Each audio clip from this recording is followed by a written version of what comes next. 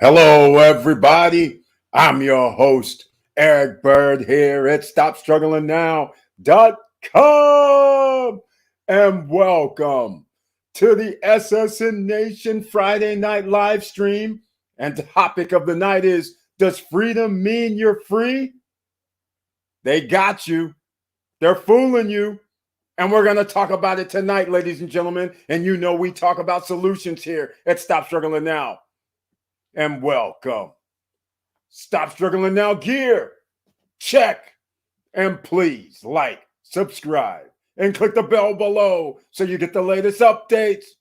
Now, let's get to it.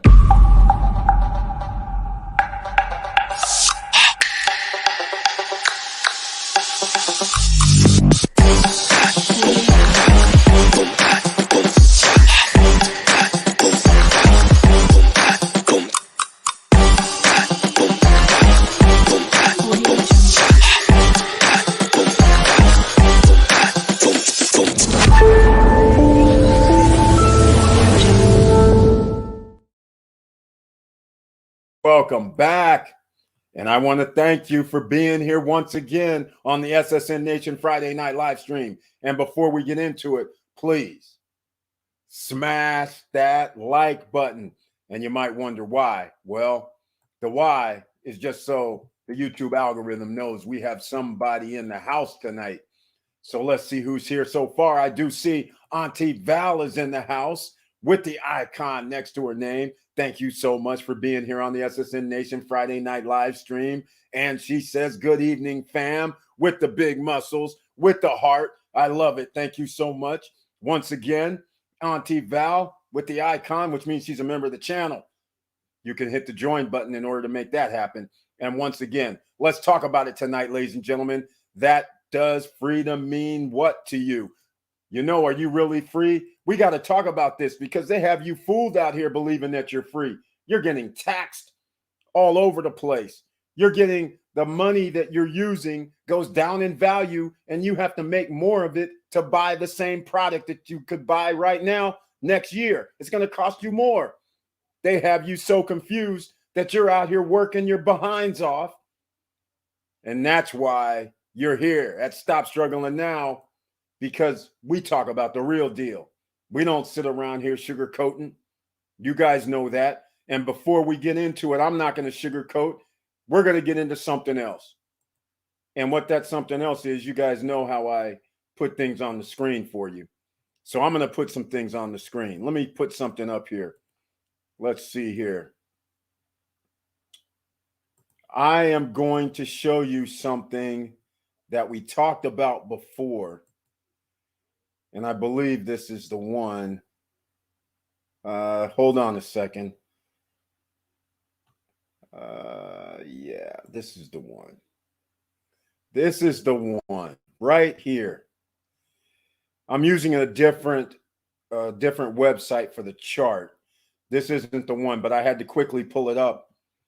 And I want you to understand, while you're running around here worrying about everything on the left-hand side of the screen, there's a correlation between when you make more money and the way your assets are allocated. Assets pay us, ladies and gentlemen. SSN Nation, everybody knows that. Assets pay us. If we have to pay out for something, that means it's a liability. That's right. So some of you right now are thinking I have an asset like a house or a car. You're paying for that house or a car based on wherever your money comes from. So if your money that's paying that is coming from you working, then that means it's a liability. But if it's coming from other sources, such as extra streams of revenue, then it's still a liability because it's not making you any money.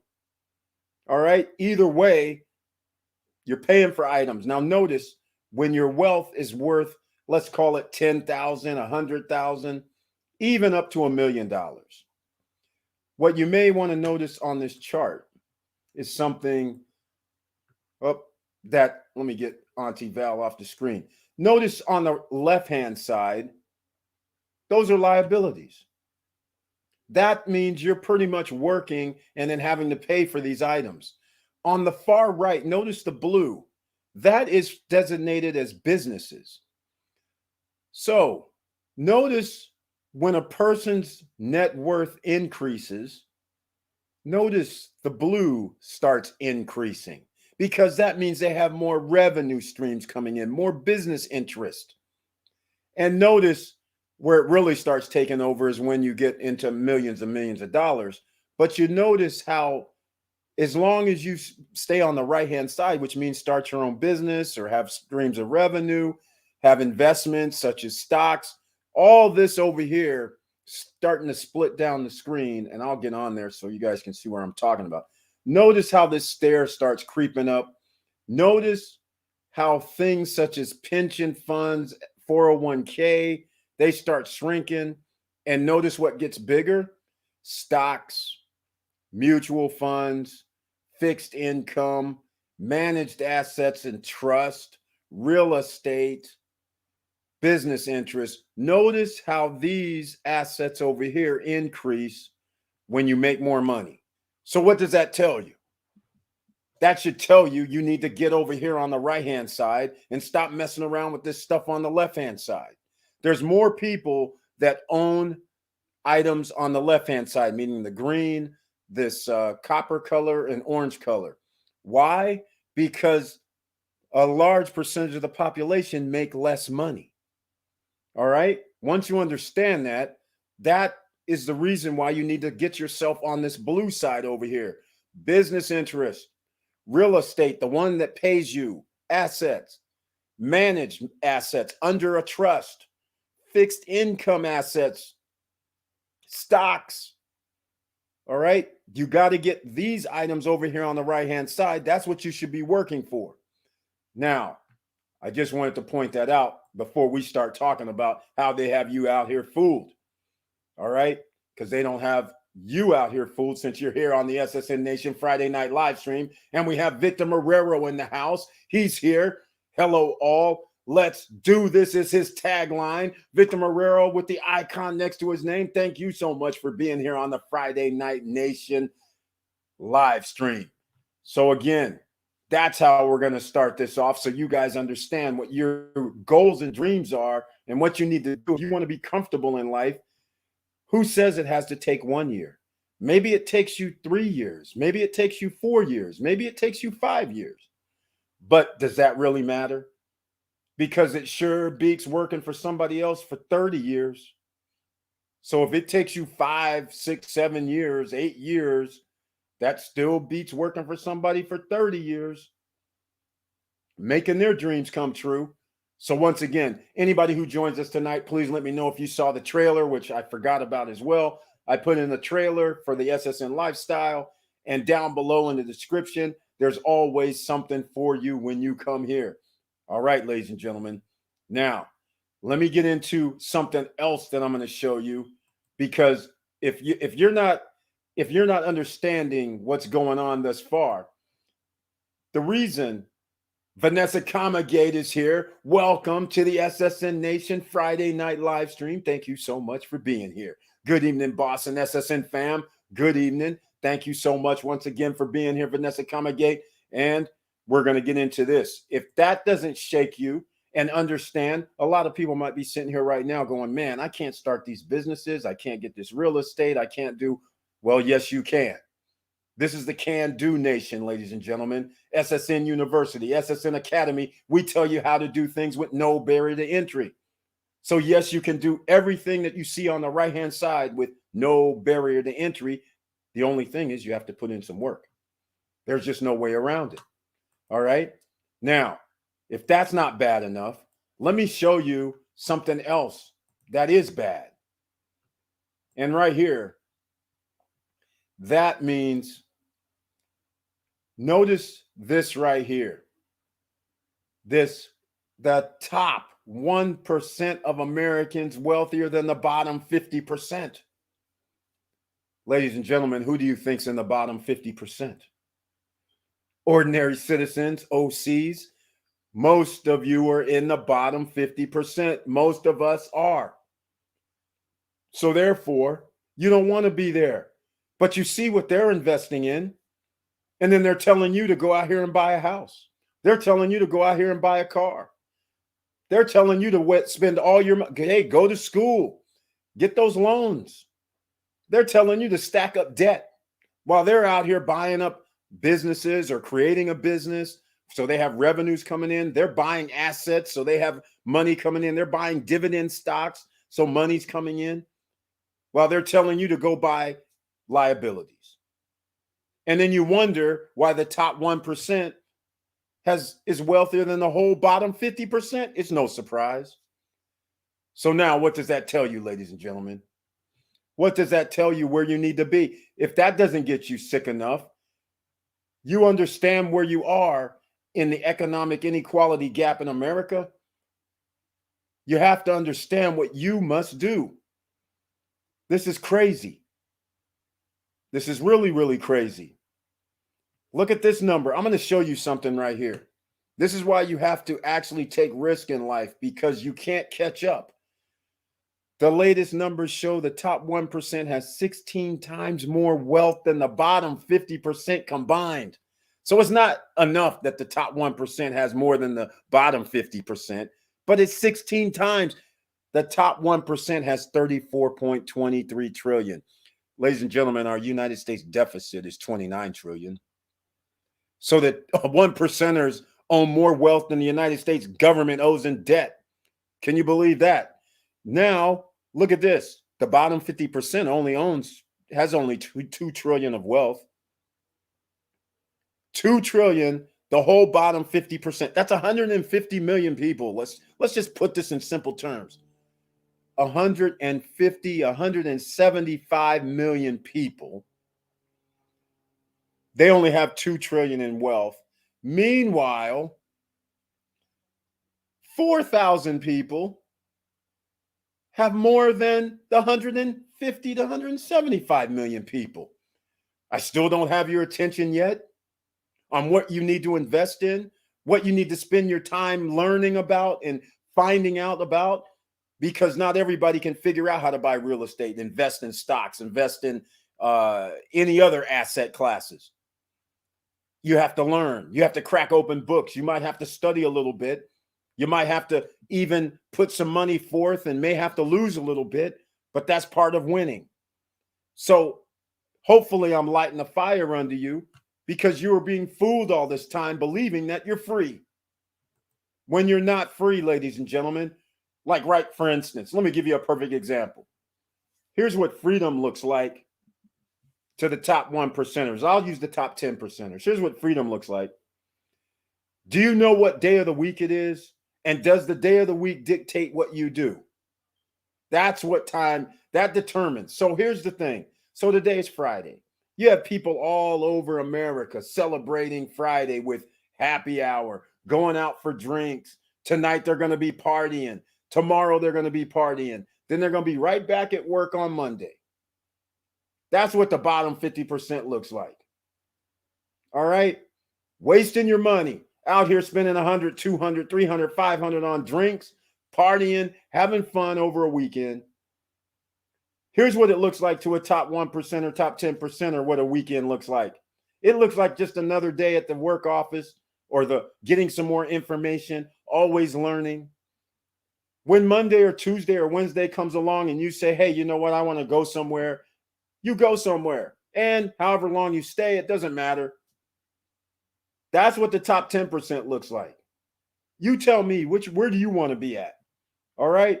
Let me know. Now, let's get into it.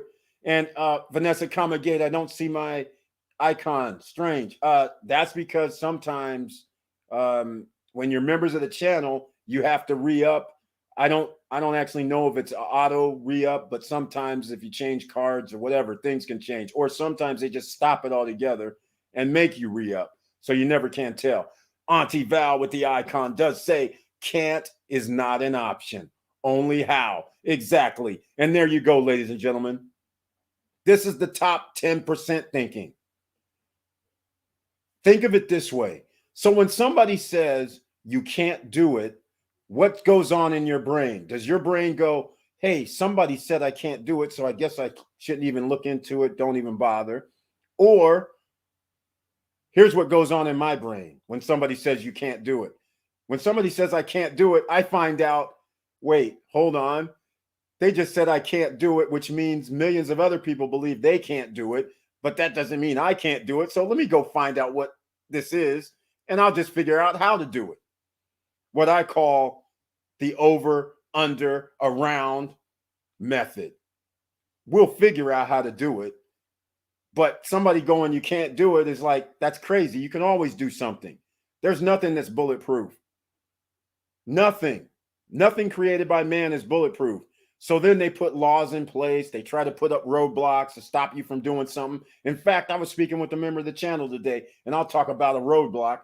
Vanessa Comagate, yes, that's it exactly. A YouTube channel member. Thank you so much for being a member of the channel another month with the icon next to your name. Thank you. I humbly appreciate it once again.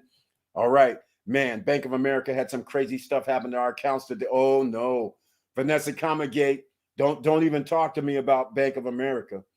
Yeah, I got stories. Them clowns, I got stories. B of A, Wells Fargo.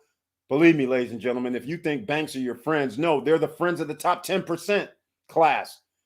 You're putting your money into a bank. The bank is supposed to be fiduciaries, so to speak, but they're using your money to make investments and charge people 10%, 20%, 30%, 50%, whatever, ATM fees. Meanwhile, they're giving you a measly 0.05%. It's your money.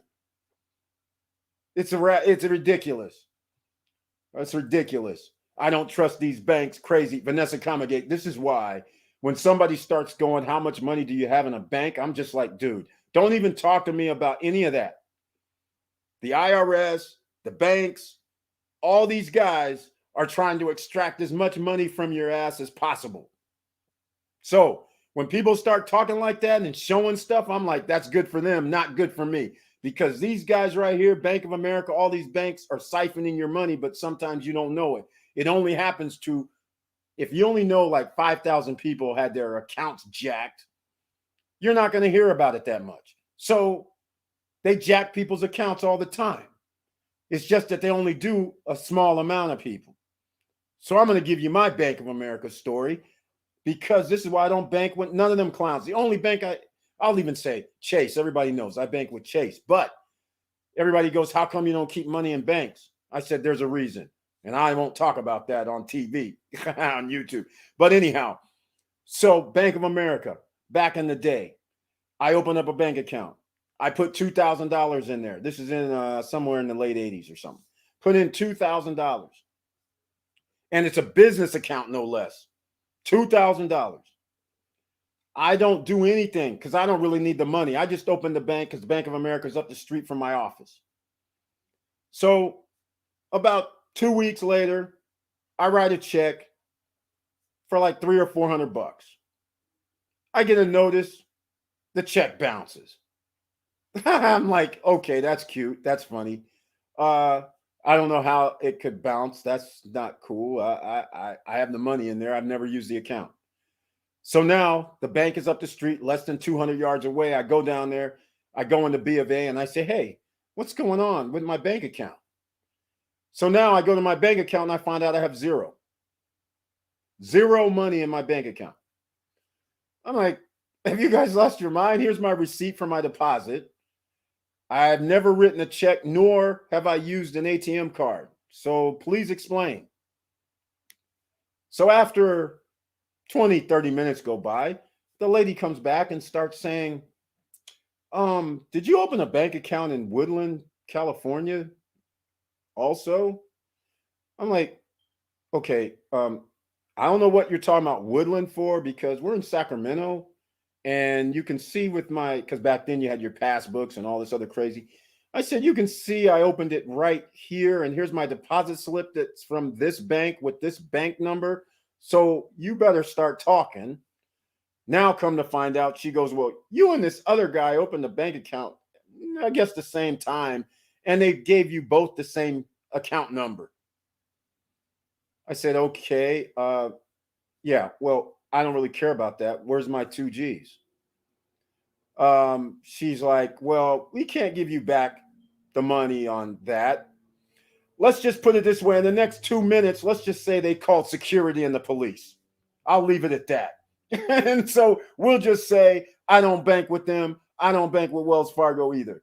And there's a reason for Wells Fargo, but that's my story with the bank. Now, we're going to get back to the other part because this is what I'm talking about, what I was showing you on the screen right here, ladies and gentlemen. In case you just joined us, if the top 1% has 34 trillion in assets and wealth, and the bottom 50% of the population in the US only has 2 trillion, you can see how this teeter-totter is going to be crazy. That means if there's a bad economy, this is what I always talk about. If the economy goes down, what's going to happen? Who's going to be hurt? Do you think really $34 trillion guys, they're going to be hurt? Hardly. All they're going to do is when the $2 trillion guys can't pay their mortgage, can't pay for cars, can't pay for land, they're going to scoop them up. That's all that means. They just get wealthier. So in any downturn of an economy, it is not good for the bottom 50%. It's great for the top 10%, the top 1%, because they have all the money they can need. And all they're going to do is buy up everything on the cheap. This is why during the pandemic, during COVID, this is why they're able to buy up everything cheap. Pretty simple. And that's why the wealthy got even more wealthier last year and this year. So you better start determining if you're going to start getting the assets, ladies and gentlemen. All right, let's talk about it. Wow, it got gangster. That's correct. It got gangster real quick. Because let's just put it this way, 30 years ago. Think about this, 30 years ago, $2,000 is damn near the equivalent of about $6,000 or $8,000 now. So needless to say, when they started giving me this runaround talking about me and another guy had an account number the same, and the other dude, all the transactions are in Woodland, and they telling me I ain't giving out my, and Woodland's like 45 miles away from my office. So I'm like, you're telling me I'm driving over there to Woodland, taking out money or doing whatever? I said, you better check yourself with this. And yeah, stuff got out of hand. It got out of hand. Yeah, Auntie Val, wow, bank heist in reverse. Exactly. And this happens to a lot of people. But because it only happens to a few people every now and then, just think about they do it to 1,000 people. And 1,000 people have 2,000 or 5,000 in their account. That adds up. Free money. And by the way, the only recourse was none. And the only recourse is why I went back, got banned from even on their premises after my second visit. I was like, I'm not making this easy for y'all. What the hell? Yeah. And the funny part is, after those two incidents, no money back. The third incident, they were like, okay, this guy's going to be a problem. Let's just give him back his money. Yeah. I was like, no, I'm not giving it up. No, I don't really care. They're like, oh, we're going to call the police. I'm like, okay. Why am I going to be afraid of the police exactly? Y'all jacked me. I'm like, you better get him over here because security is about to get hurt up in here. Yeah, stuff was going on back then, and I was a lot younger too. So you can only imagine. Yes, this morning it was on the news that B of A was not allowing people their money. Crazy. There you go. And this is why, from that incident that occurred, it occurred to me at that time, which I wasn't really thinking about banks as being against people. That's when I realized they're actually, when they have your money, they can do whatever they want. And they could actually just do this to anybody and shut down. I was like, wait a minute. That's when I changed up my whole thing. And I said, okay, they're not holding jack crap. That's all I know. I'm like, I'll keep it with me or I'll put it into some asset. But as far as me putting it and holding stuff at a bank indefinitely, never happens. Will never happen, ever. I don't even care if it's a credit union. Not happening. That's just the way it is. It can sit in some properties, some accounts, some other stuff, but it's not going to sit in a bank. That's all I know. All right, ladies and gentlemen. So that's just the first part of this equation tonight, because does freedom mean that you're really free? You're not free from nothing. You can't just, okay, let me put it to you this way. Everybody who's watching, down below in the comments after people see this video. So it doesn't have to be right now, but it's a for instance. How many people can truly just say, you know what? I think I want to go, let's just call it 500 miles away on Tuesday. And then really go 500 miles away on Tuesday and not have to worry about anything and go, oh yeah, I'll just, when are you coming back? I don't know. I'll be back in who knows when. I don't have anywhere to be. So I'll be back 5 days, 6 days, 7 days, 3 days, whenever I feel like it. That is what I'm talking about. Even though you have freedom, like you have a freedom and you can walk around and do what you need. You have these rights that you have. But beyond that, what else do you really have? Is freedom really free? Because nobody's shutting down. You're going to have to pay an electric bill.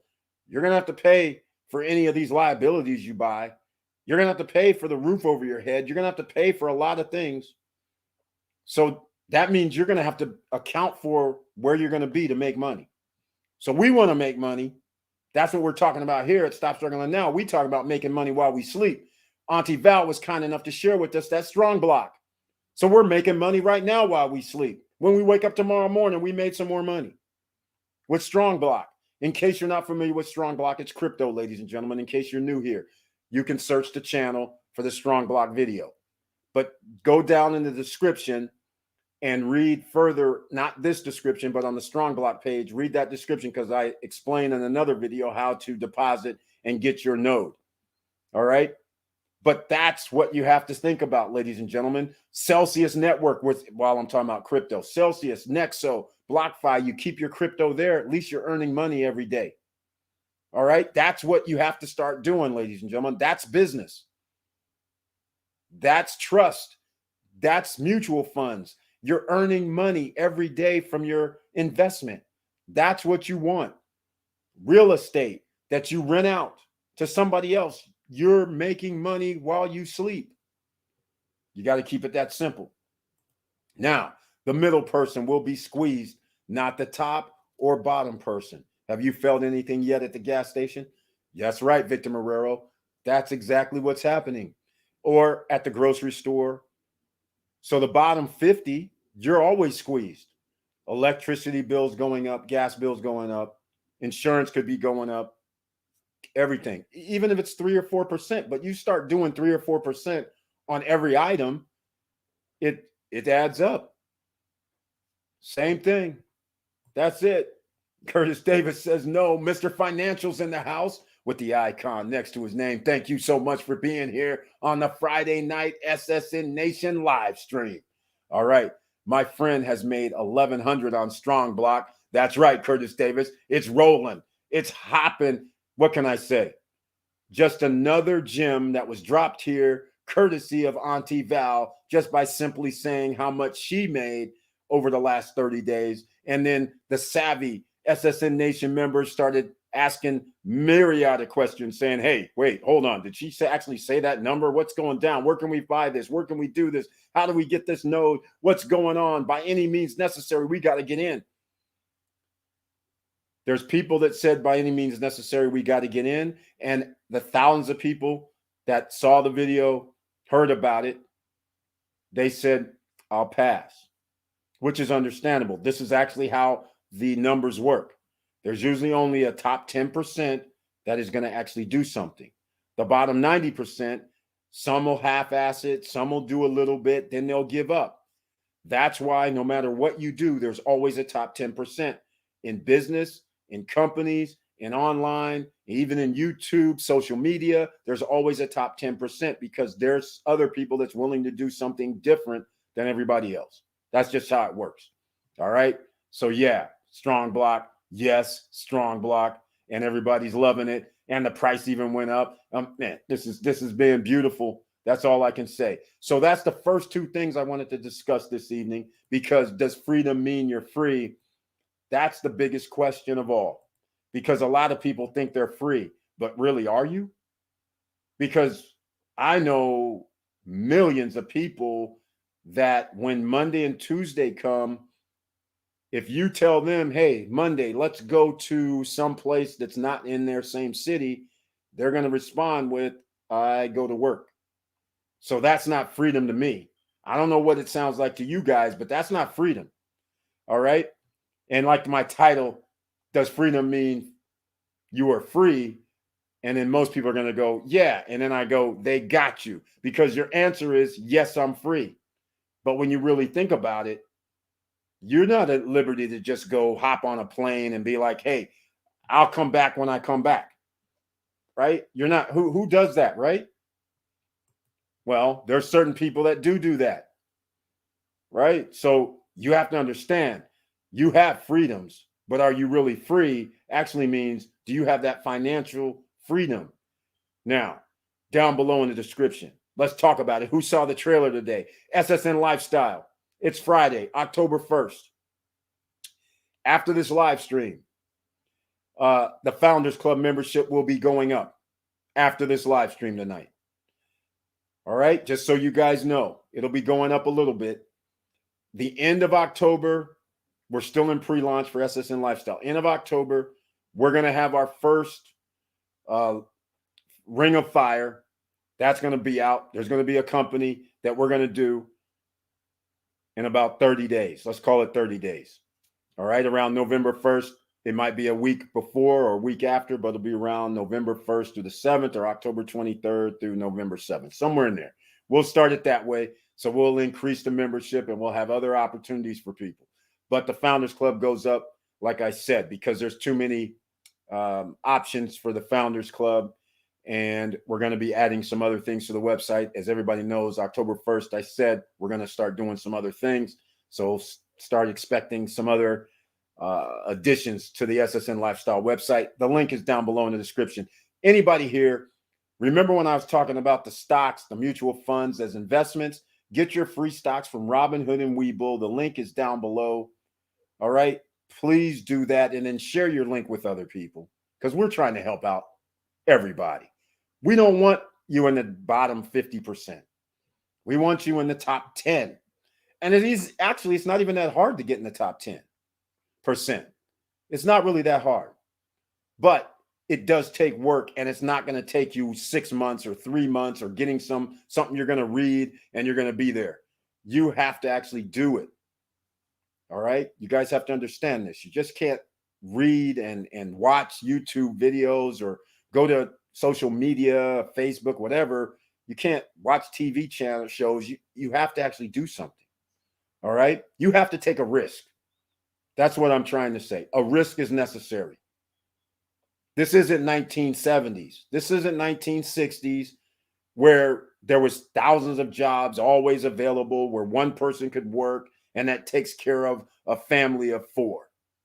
Them days are nearly over. All right, due to inflation. It's impossible. Let's get real. All right. Okay. Let's go. Oh, wait, I missed something up here. Yeah, wow, Bancroft's in reverse.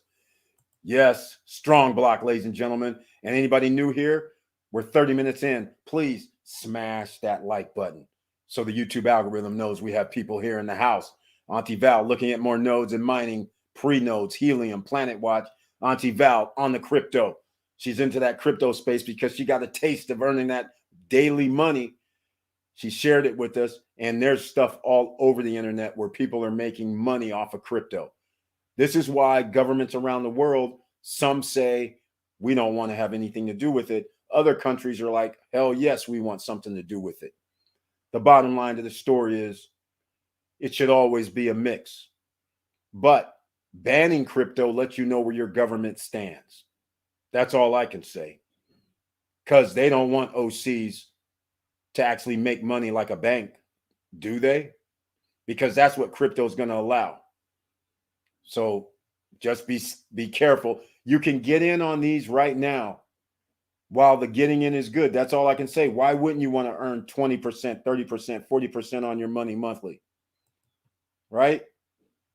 Auntie Val is always studying, always learning, like a true entrepreneur, like a 2 top 10%er.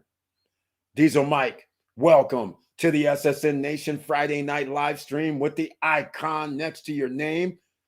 Thank you. Good evening, everyone. Good evening to you too, Diesel Mike. Thank you so much once again for being a member of the channel. I appreciate it. Auntie Val, yes, Queen, exactly. She stays on top of it. That's what you have to do when you want to be a top 10%er. You have to always be studying, learning, figuring out if there's also a better company has come out, a better way to do it. Earn a little bit extra money. Hey, that's what top 10%ers do. Is the Wilson Koo man in the chat got that Belize info? Okay, ladies and gentlemen, that Belize info, would love to visit Belize. Yes, the Belize info isn't exactly what we were thinking it was, like what I was thinking it was. Let me tell you what I thought it was. So now I'll tell you what it's not. So when he broke out that Belize information, and I thought the lots were $7,000, $8,000. The lots are not $7,000 or $8,000. You could put down $7,000 or $8,000. The lots start at $45,000. All right.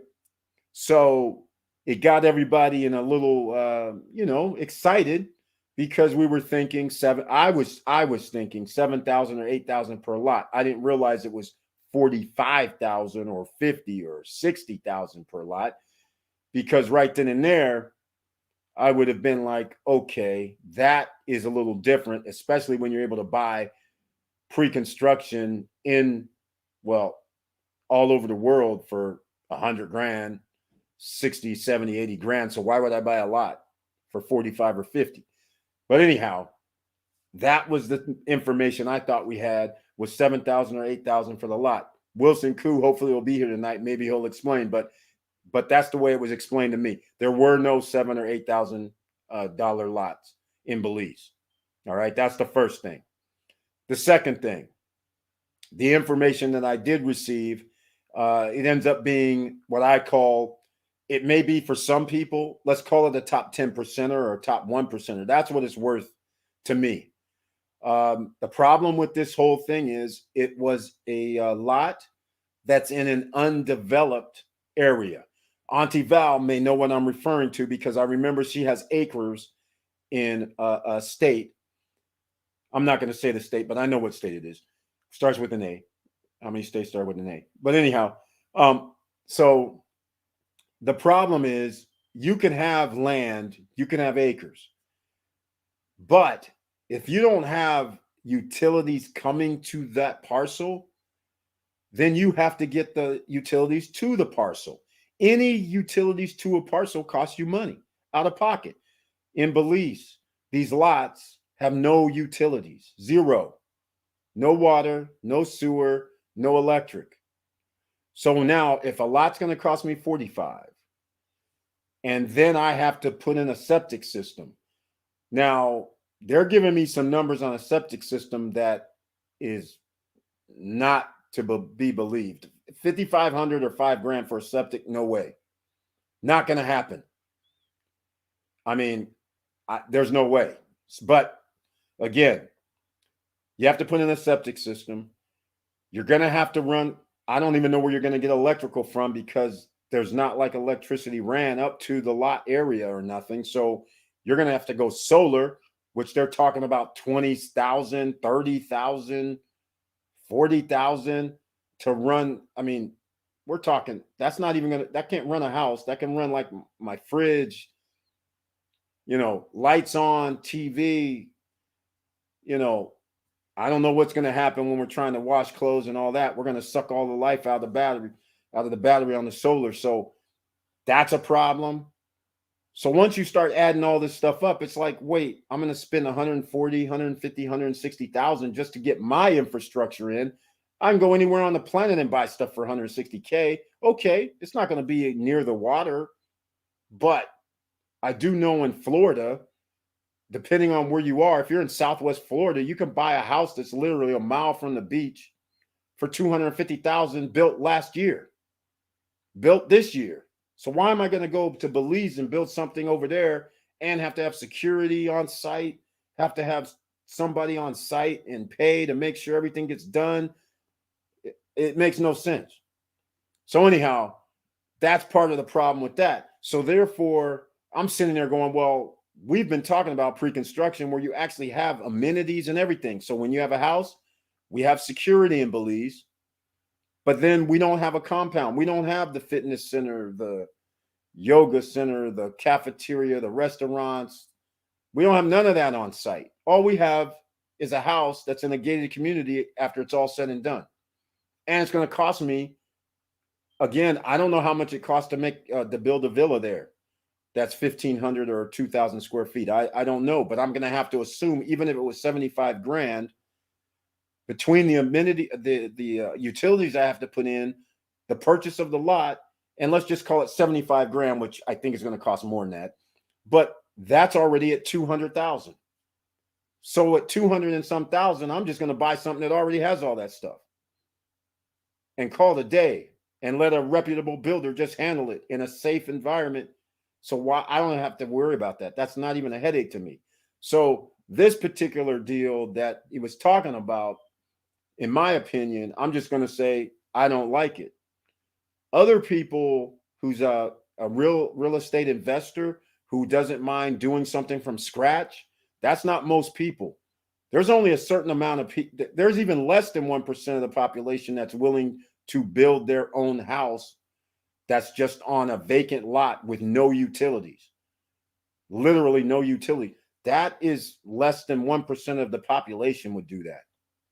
Some very small amount of people. So expecting somebody at SSN Nation who's never done that before to do that in a foreign country, I do not recommend somebody attempting that.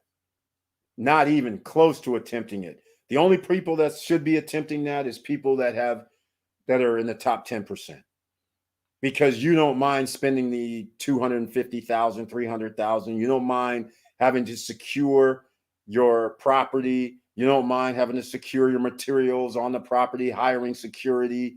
You don't mind none of that. So you're going to pay all that money and don't care. An ordinary citizen, you're not going to want to pay for having security rolling around at your lot because they have leaving materials on your lot. You're not going to want to do that. Come on. Let's get real.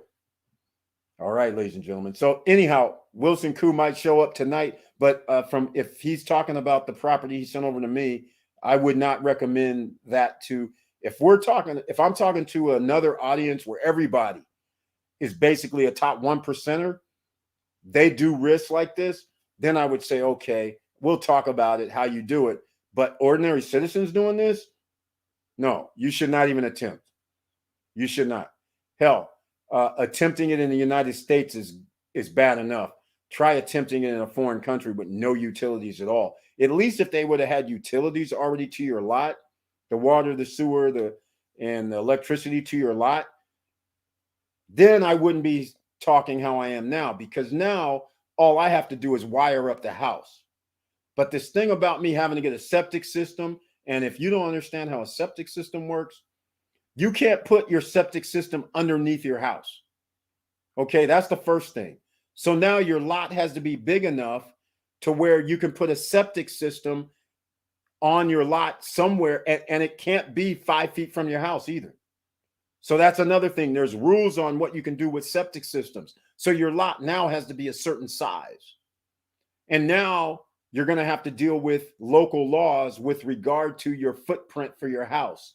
So where your footprint for your house and where your septic system can be is two different things. So they might say, okay, you have to have this 20-foot easement in the back of your lot to put your septic system there. Then they'll say your footprint for your house, you need 40 feet. You need 20 feet or 10 feet from the septic system. Then your house can only be built. So that's 30 feet, let's call it. Your lot may be only 100 feet deep. Now you have an easement up front on your lot of 20 feet. So now you can only build your house within that 30 or 40 foot area. So this is the things that people don't talk about when you don't ever build a house, you don't think about this. And when you don't ever have to use a septic system or build a septic system onto your lot, you're thinking, I have 100 feet long, and you're thinking, oh, my house is only going to be 50 foot deep. So I have plenty of room, until the guys start telling you, oh, wait, you have 20-foot easement in the front. You have 10-foot easement in the back. You have 5-foot easements on each side. You're like, wait, I wanted 50, 20. The easement of 20 feet, my house of 50 feet. That means I only have 30 feet left. Then they say, oh, yeah, but you got to have a 20-foot, 10-foot easement in the back. Where am I going to put a septic system in? Because it can't be in the easement.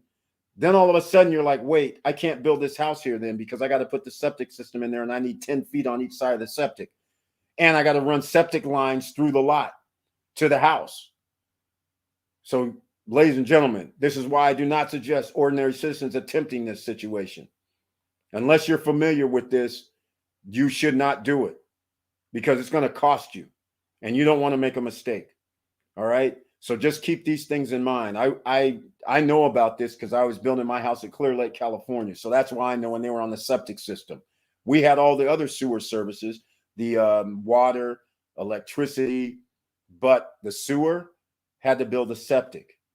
And that's what actually ended up happening. I wanted to build a certain house. Luckily for me, I was building my house sideways, so to speak. And it was only like 30 feet front and back, 30 feet deep. My lot was 100, but it was on a slope. So because my lot was on a slope, that required my septic system to be set up a different way because your septic can't be on a sloped lot. It can only be so sloped, so many degrees. So luckily for my lot, it wasn't sloped enough where we couldn't put a septic system in. But again, if you don't know about how septic systems work, then you go, oh yeah, I have a lot that has a certain degrees on it. Well, okay, you're going to have to buy a more expensive septic system because you're going to have pumps because your lot is sloped too much. So I'm just giving you guys all this little stuff that if you know in your head already, like I know, and somebody tells me septic system, blah, blah, blah. I'm like, okay, now I got to worry about the slope of this lot. Okay, it's flat, Eric. Okay, now I got to worry about easements on the lot and where I can put my septic system and where I can build my house. So it's not that easy. So that's all I'm trying to say. You got to be careful. All right. Oh, Mr. Koo's in the house. And he heard what I'm saying, but I sent him an email about all this, so it's no surprise. All right, let's see. Well, live where you're treated best, I guess. Hey, that's how it always works. Andy Ortiz is in the house. Welcome to the SSN Nation Friday Night Live stream. And he has the icon next to his name. What's up, everybody? Andy Ortiz, I'm glad to see you once again. Thank you so much for being here. All right, so do they have any pre-construction available? I'm sure they do, but I didn't look any further into it because we were talking about the lots, but every developing nation has pre-construction. Maybe not as nice as being by the water by 100 yards or less, but nonetheless, they're building in all developing nations, third world countries. They're building because they realize people in America have to pay more for houses and they're more susceptible. Just like in Canada, they're more susceptible to be like, hey, I can build a house for 250, 300,000. Where? I'll move there because houses are $1 million. Just like in California, in Southern California, almost all homes are $1 million. Bay Area, all homes are $1 million. Somebody sells their home, then they go, oh, I can buy a house down there for 300 grand. And I have all this extra cash left over. I can live down there for the rest of my life. That's the type of person that would do this. Or like I say, a top 10%er, they'll be the ones who do that. Okay, got it. Exactly. Wilson Koo is here, the man of the hour with the icon next to his name in the SSN Nation Friday Night Live stream. Thank you so much for being here, Wilson Koo. Good evening, Mr. Bird and SSN fam. Is his taglines 100% facts? That's what we do here, ladies and gentlemen. 100% facts. That's how it is on here, but out. So we'll be in and out. Right on. Right on. I know on Friday night, sometimes he's in and out. He's listening, ladies and gentlemen. Thank God, water, sewer, and power already available on our property for connection. That's right, Auntie Val. It is a thank God because, again, people do not understand how much it costs to get those utilities to the property. People are thinking, oh, yeah, the city, they'll just bring it out to me for $500. No worries. Sorry, ladies and gentlemen. Depending on how far that hookup is, you could be charged per whatever they want to do, 1/10 of a mile, every 100 yards. Every city and state is different. And it's not no $500 either. They start doing stuff like, oh, that'll be $10,000 every 1/10 of a mile. You're like, what, excuse me? Yeah, you're paying for the infrastructure, ladies and gentlemen, to bring to your lot. And that's why I always start off with, if you have land, this is very important. The water, sewer, garbage, power. That is the most important thing when you buy land. And a lot of people are out here running around like at discount lots. You guys heard me talk about where you want to get a lot. You already know the playbook now. Your first questions are water, sewer, power. Do they come to the land? If they say no, then if you want to still invest in that piece of land, you better find out from the city or the county how far away these items are. And then the next question is, how much does it cost to get it? And then they'll just tell you what I just said. They'll tell you, actually, they know how much it is per 100 feet or whatever. They'll tell you. They'll be like, it's $5,000 per 100 feet to bring it out there for you. And then that's going to determine if you're going to buy that lot or not, or what you're trying to do, or that land. But that's very important. And that's why whenever you buy land, you better have at least 2 out of 3 of these. That's all I can say. And quite frankly, if I had my way, the sewer, I'll give you the orders. Sewer, number 1. Power, number 2. Or I shouldn't say sewer's number 2. Power's number 1. Water's number 2. Sewer's number 3. The reason why I say sewer's number 3 is because you can always buy a septic system. But the water and the power, how much they charge to get it out there, it's no joke. Sewer to get out there is no joke as well. So that's why some people choose to do septic. Because when you start hearing $5,000, $10,000 per 100 feet or something, you start going, whoa, wait a minute. I'm literally 400 feet away. They're like, okay, that's going to cost you 40 grand. You're like, that's insane. I can buy a septic system for 20 grand. So I'm not having you bring the sewer down here. I'll just wait. Give me my septic system. You guys bring the power down here whenever you feel like it. or the sewer down here whenever you feel like it. I'm not paying for it. So, I mean, that's all I can tell you about that. So Auntie Val's already got it. Lots of questions to ask for these things. Not an easy ride. Exactly, Wilson Koo. It never is.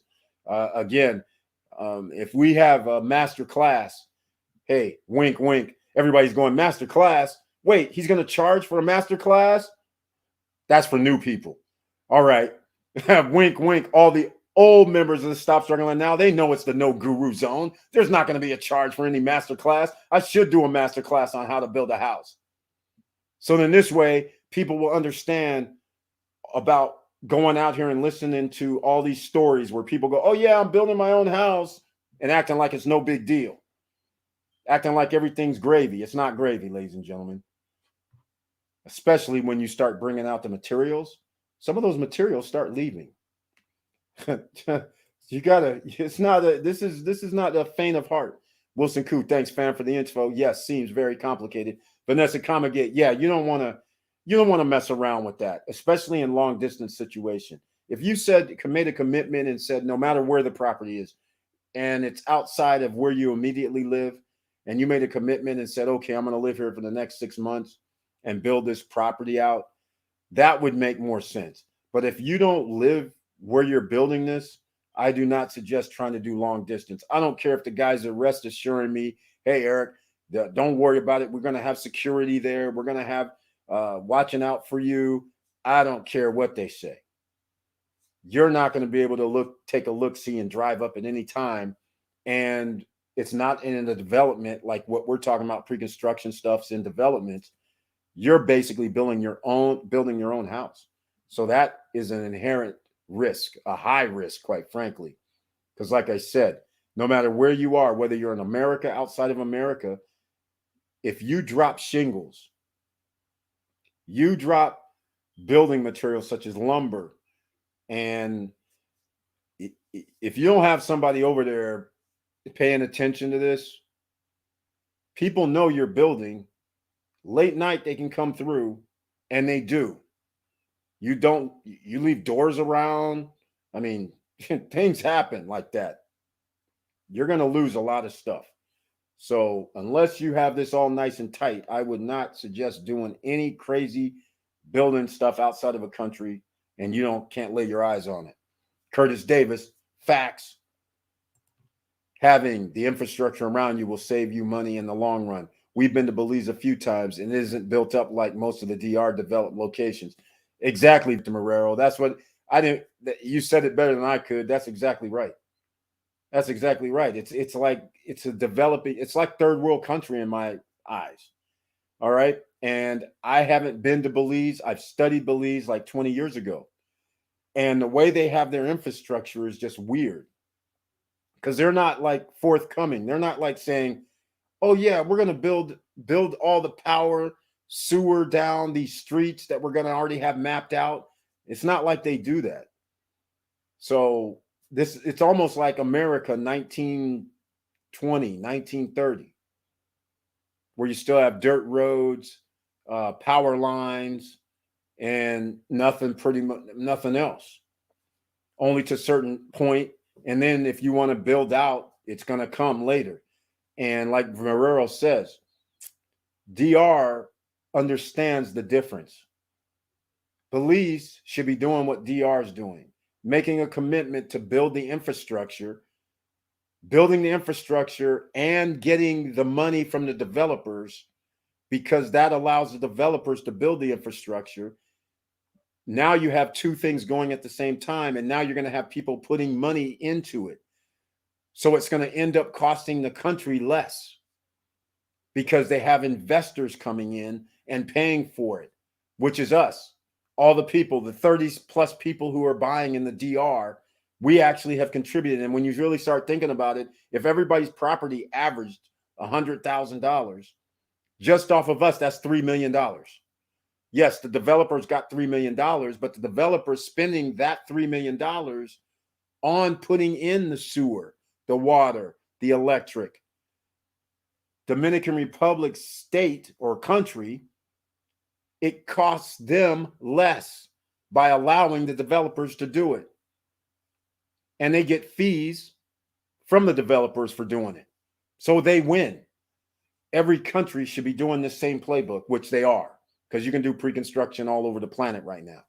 So they're all doing the same playbook, and that's how they get their infrastructure built, except Dominican Republic's one of the only countries that I know that actively the president, their Ministry of Tourism, go around the world to all the countries to tell people to come here. And then their reason why they can do that, they're not Belize.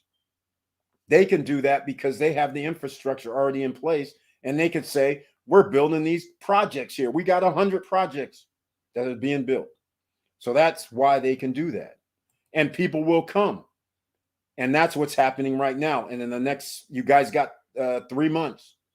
Whoever wants to invest in places like Dominican Republic or any of the Caribbean islands, Mexico, you pretty much have 2 months. That's it, because this is month number 10. You got all of October, all of November, half of December. After that, it's going to be you're going to have to pay more. You already have to pay more, but you're going to have to pay more when tourism season comes for the tropical zone. That starts middle of December all the way till April. They're going to have millions of people with their eyes on these projects. When they go to the mall, they're going to see these guys standing in the middle of the mall with the posters of the projects. All right? The real estate projects. This is in all countries. They're at the airport. They're at the mall, at the shopping places, saying, hey, check this out. And that's why you have 5 million, 3 million, 2 million people coming through. All they need is literally less than 1% of the people. 4,000 people if you had 4 million visitors. 2,000 people. Those 2,000 people tell their friends. That turns into 3,000 sales.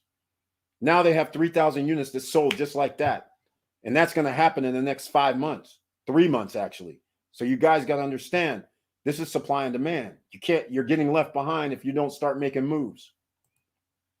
Hello, Silverman Fox is in the house with the icon next to his name. Thank you so much for being here in the SSN Nation Friday night live stream. And everybody, including Silverman Fox, please smash that like button so the YouTube algorithm knows we're in the house 1 hour in and we're still talking about how we can improve everybody's life And down below in the description, I have more items, ladies and gentlemen. Let me go see down here. Besides the 1% article that I have up here on the screen, we have the Robinhood, we have the Webull, we have the free $10 from Coinbase. In case you haven't gotten your free $10 of crypto, it's down below. Some of you may not be well aware that you can do a .com that is a .crypto. Unstoppable Domains, get your own .crypto, because then if I said send me $10 to stopstrugglingnow.crypto, you don't have to ask, well, does it have to be Bitcoin, Litecoin, Ethereum? What does it have to be? It doesn't have to. Whatever you want to use, you can send me that $10 to stopstrugglingnow.crypto. Whatever denomination you want, it doesn't matter. You put in the address where it says who to send to, stopstrugglingnow.crypto. Isn't that beautiful, ladies and gentlemen? We're almost there. You can see where this is going. You set up your own payment system. You sell your own products and services. Now you don't have to go through PayPal, Stripe, any other merchant processor.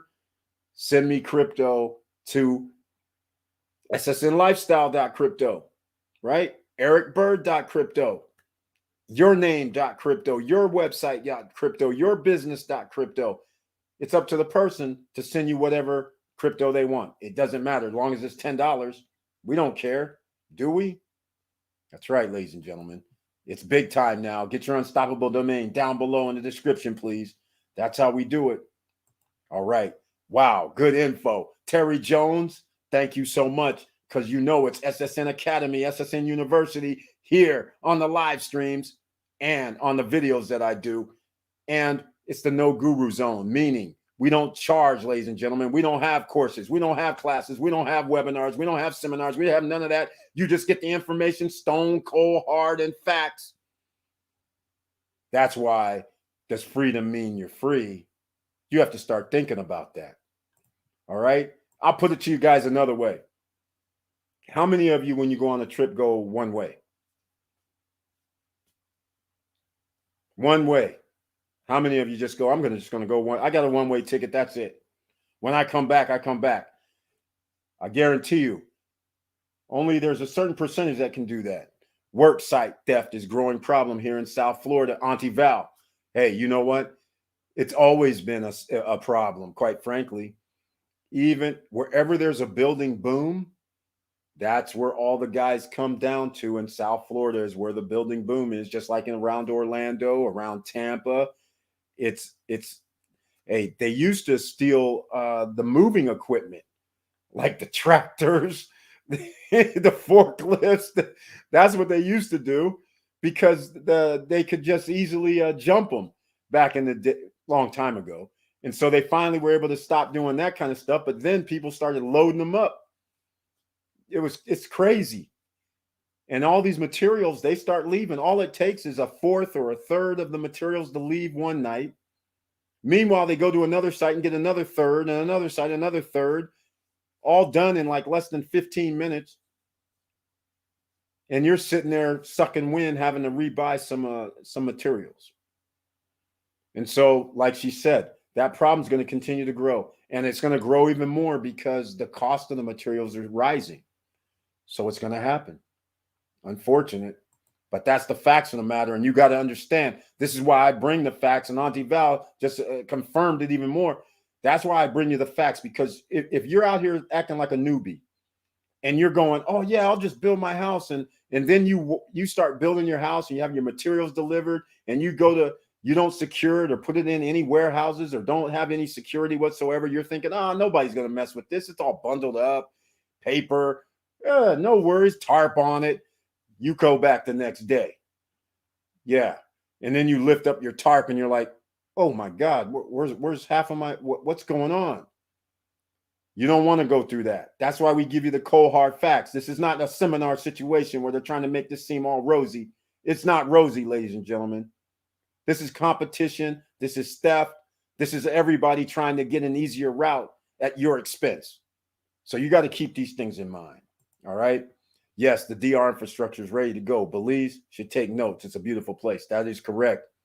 Yeah, all the pictures I've ever seen of Belize, it has so much, just like Costa Rica. They have, it's cool. But for the money that you're going to spend, you could do that anywhere USA. anywhere Mexico, anywhere Caribbean, anywhere Asia, anywhere South America. I mean, it's not like you can't do it. But like Vanessa Comegay says, the infrastructure being done in Dominican Republic is second to none. And they're crowing about it. Because if I go around the world to every country and say, hey, man, you need more flights to come to my country, and they go, why? You're a third world country. Why would I send my people there, my citizens there? And then you break out the map going, because we built like 200 projects in the last 2 years right here. And we have another 100 in the works, and they're in production right now. In fact, why don't you fly over here at our expense? We'll show you what's going on. Then they take you to all the all-inclusive resorts, take you to all the Cap Cana, the high end. Then they come around and they say, yeah, check this out. Look at the airports right here. Easy in, easy out. Look at this. We're building this, all these projects coming out. Look at what we're doing downtown. Oh, let's go to Santo Domingo. Check this out. Right across the street from the beach. Look how many high rises we built over the last 2 years. See that right there? And all of a sudden, you have this boom, this excitement from all these citizens from all over the world going, yeah, I can live there. I don't have to worry about none of this infrastructure. It's already there. Plus, I have amenities. Plus, I can rent it out when I'm not there. It's already approved. I'm not going to be upset later on if a state or city or somebody starts going, no, you can't have it. HOA says you can't have Airbnb. Sorry, we don't have that here at Dominican Republic. We're putting it in the paperwork. Airbnb allowed. Or short-term rentals allowed. Otherwise, I don't think you should build this property. Let's get real. They understand they're a tourist destination. They also understand that they have seasons. So how are you going to make somebody go, well, buy some property thousands of miles away and then say, oh, no, you can't rent it out? That would be stupid, right? Come on now. They're not going to do nothing like that. So, yeah, Dominican Republic's doing it right. Everybody should be taking note. Ali G's in the house tonight. Welcome to the SSN Nation Friday night live stream. Thank you so much for being here once again with the icon next to his name. We need start our own general contracting company. Yeah, tell me about it. Yeah, that's easy to do in Georgia. But as you guys can see, I'm back in Cali. Back in the office in Cali. But yeah, general contractors. Hey, that's always a way to go. Nothing wrong with that. Yes, experience matters in land investing. That's it, Curtis Davis. Mr. Financial says it right. There's people claiming all land can be hunting land without no septic. Man, they can claim whatever they want. But the bottom line of the story is there's something to be said about hunting land. But then again, some people can say all that, but you just can't roll up and go, hey, you know what? I'm going to get this 20 acres and I'm going to allow hunting on it. It doesn't work like that. It depends on what's around you. If the city and state or government or county is going to allow it, come on now. Sure, in remote areas, most of the time you can get that permit, but it still matters what your background's like. And what I mean is not personal background. What I mean is when you shoot a bullet, what's the background? How far does it travel? What's behind there? How many hundreds of yards back is the next structure or next human being going to be? So you just can't do this just like that. And as far as hunting grounds, woods or whatever, 40 by 40 acres, let's call it, right? Half mile by half mile. That's not big enough either. But the point is, you're still going to need water. You better have some water. You better have some bathrooms or something out there. Come on now. Yeah, that's just craziness right there. Tim Smith is in the house. Welcome to the SSN Nation Friday night live stream. Happy to see you once again. And of course, with the icon next to your name. Thank you so much. Hello and happy Friday. Tim Smith is in the house. Thank you. Like I always said, Tim Smith, I appreciate you being here. Leah Dennis is in the house as well with the icon. Welcome to the Friday night SSN Nation live stream.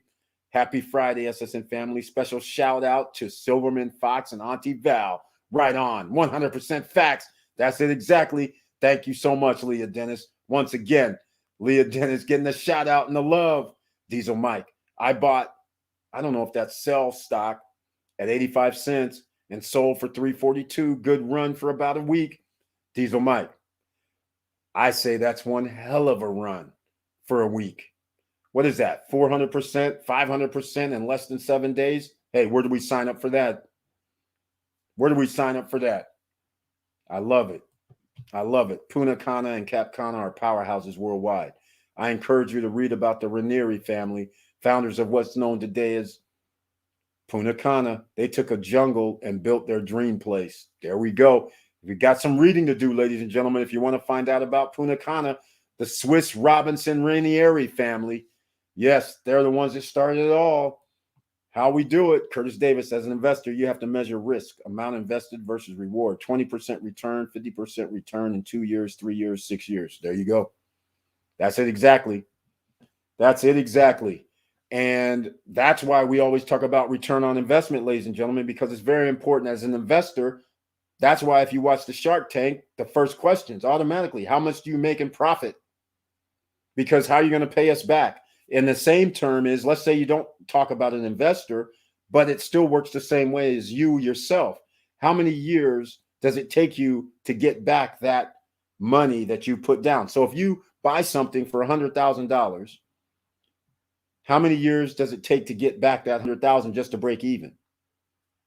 That's the question, right? So just think of the power of 72, ladies and gentlemen. So if you make, how can I say this? I'm trying to think of percentages, how you do it, but it's basically the power of 72. So if you earn 15,000 a year, all you have to do, divide 72,000. How many times does 15,000 go into 72? That's all it is. So that's like 4.5 years. All right. 4 times 15 is 60.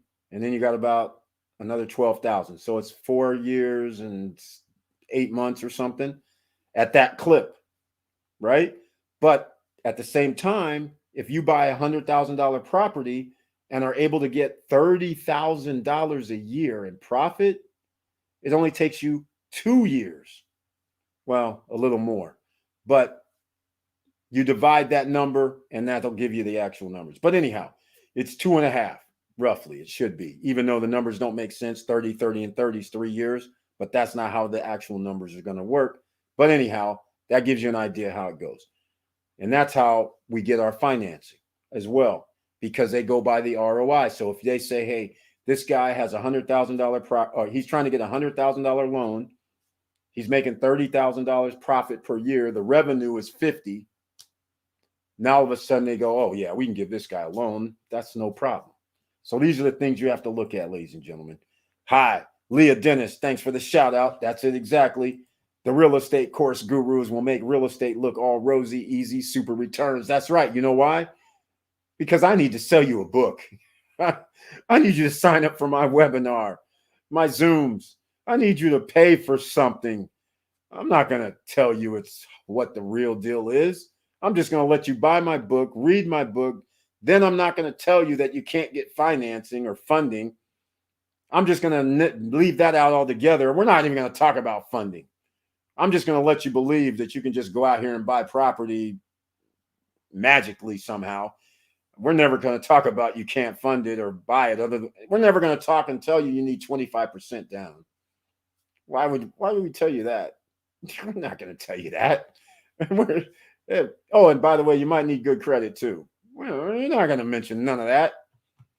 Come on. We're just going to tell you you're not going to need no money down, no credit. That's what we're going to tell you.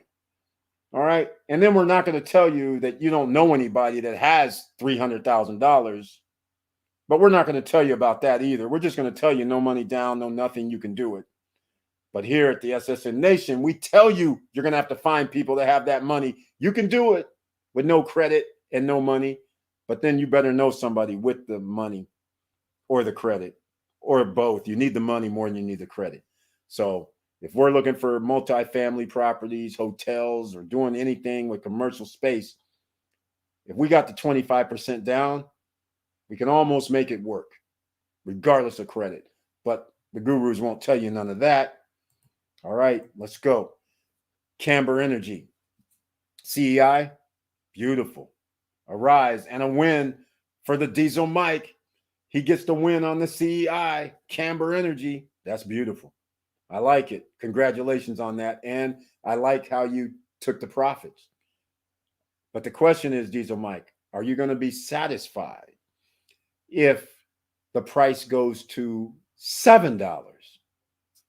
Are you happy? That's what the real question is. Because here's what happens. A lot of investors, no matter if it's stocks, no matter if it's a house, no matter what it is, for some reason, people have this inherent thing about not being satisfied with earning 300% on their money, 100% on their money. They go, oh, I wish I would have stayed in longer. Well, see, that's just it. Your risk by staying in something. So you make 400%, but you risk losing the 400% the longer you stay in, or are you satisfied? And once you realize that you should be satisfied with profits of this magnitude, 400%, 300%, 200%, even doubling 100% on your money, that's a win. Just because the value went up and you could have made more, you shouldn't look at it that way, because you just made this 100, 200, 300, 400, 500% on your money in a short period of time. Why are you mad about that? So what? But anyhow, that's why I posed the question, because a lot of people are out here thinking that 300% is no big deal. I'm like, since when is 300% on your money no big deal without waiting 5 years or 6 years for 300%? Seriously, 300% in a month, 300% in a year is no big deal? Please. If it's no big deal, please let me know where the 1,000% is in this short time span, because please let me know. So you got to keep these in perspective. Even if you got 50% on your money per year, that's a huge win. 20% on your money per year, huge win. 15%, huge win. Hell, if you could get 10 or 12% on your money, that is winning. What's not winning is earning 1% on your money, 0.025%, 2%, 3% on your money. That is not winning. When there's other investment vehicles out here so you can gain your freedom by financial independence, you should not be putting your money where you're earning 3, 4, 5 for single digits. In this environment, single digits does not work. You want double digits returns. And if you can get double digit returns without high risk, that's where you should be. Get your assets, ladies and gentlemen, so you can get that financial freedom. As investors, I see deals $50K up front, 2 years minimum before any returns. Nothing's free. Time, money, all. Exactly. That's exactly right, Mr. Financial. Exactly. You have to put your money up front, just like what we're doing with the pre-construction. We're putting money up front. 1.5 to 2 years later, we get to monetize it. So then it ends up being, how many years is it going to take us to get that return? And right now, I haven't been able to do, but I can do things on the top of my head. So those two, I'll do it real quick. $100,000. So we want, let's say we want to be greedy. We want to earn $20,000 a year, right? So we can get our $20,000 in profit per year. So if you start breaking it down, you start going, okay, I need, $1,800 per month, roughly. 30 days divided by 1,800. What is that? 60? Is that $60 a night? I think so. So that's $60 a night. So now you can start backtracking your way in and go, well, I'm not charging $60 a night. I'm charging $100 a night. So how many nights a year do I have to get there? I got to get 180 to get my 18,000 profits. So I need more than 180 because I got to have expenses, right? So now you got to put in your expensive numbers. So now you go, oh my, okay, I got to rent this out 220 nights at $100 a night. All right. So you start doing your numbers and you start figuring out. So that's why sometimes, like I keep telling you, when it comes to real estate and you're doing investing and you're doing rentals, that's why you want your property to be at its peak condition, where you have the best or near the best quality of furnishings. You can charge more. Then you charge more for the number of people that can sleep. Then you can charge more for the number of people that can sleep. Plus, you have an outdoor living space. All these things add up where you can charge more. By charging more, you get more return on your investment. So just think, that's how we do it, ladies and gentlemen. All right.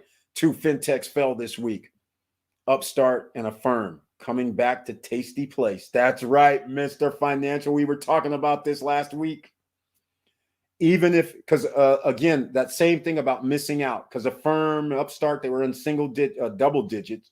Now they're in triple. They come back down to double digits. People are sitting there one way or another. The first person that invested in low or mid double digits, they're still happy. The people who invested in triple digits, they're not so happy. And then there's the other people that's bought at low double digits and then they sold when it was high double digits. They're still happy because they're still going, okay, I earned 300% on my money. Why would I not be happy in like less than a year? So I don't really care what the price does. So just keep that in mind. But yeah, Edmund Vilvert, welcome to the SSN Nation Friday night live stream. Thank you so much for being here once again. And it's nice to see you. Good info. Thank you. I'm hoping you like it. And I hope everybody here likes it. But again, please smash the like button, ladies and gentlemen. And by the way, I have to get myself a little water. So again, nobody tonight has said that they saw the trailer. So let me know if you saw the trailer for the SSN Lifestyle tonight. It might be because I've been running at the last, every live stream. So it might be normal. So no, you don't pay attention to it as much. But let me know if you saw it.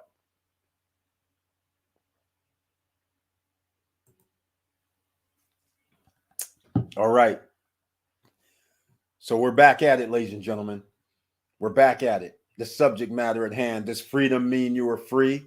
Because if you believe you're free, then they got you. Because you're happily giving your tax money to the IRS. You're happy giving your gas tax. You're happy paying the utility bills and the taxes added. You're happy when you have your Comcasts and your Netflixes and your Xfinity and your DirecTV and paying taxes on top of that and the money to use all their services. You're happy with your cell phone bill. You're just peachy happy with everything. And you're sitting there thinking, hey, how come I can't get ahead? Well, the system is not designed for you to get ahead. The system is designed for you to keep coming back to work for getting some more. You're free, you're free. Sure, you can go across, 5 states over and drive around and fly across and do all that and go out the country if you have a passport. But there's a difference between freedom and being free. So this is why we have to get assets, ladies and gentlemen. We talk here a lot about the pre-construction because you know why? That's low-hanging fruit. No credit check, no qualifying, and you can actually lock in today's prices. That's low-hanging fruit. So that's why we have to talk about real estate investing with pre-construction. Other asset classes, such as stocks, that's low-hanging fruit as well. You can look up dividend investing and find out AM stock gives like 9%. SHLX stock, S as in Sam, HLX, gives off like 12% on your money. You find out PSEC gives out 9% on your money in dividends. You just set it and forget it. ORC gives out like 10% on your money.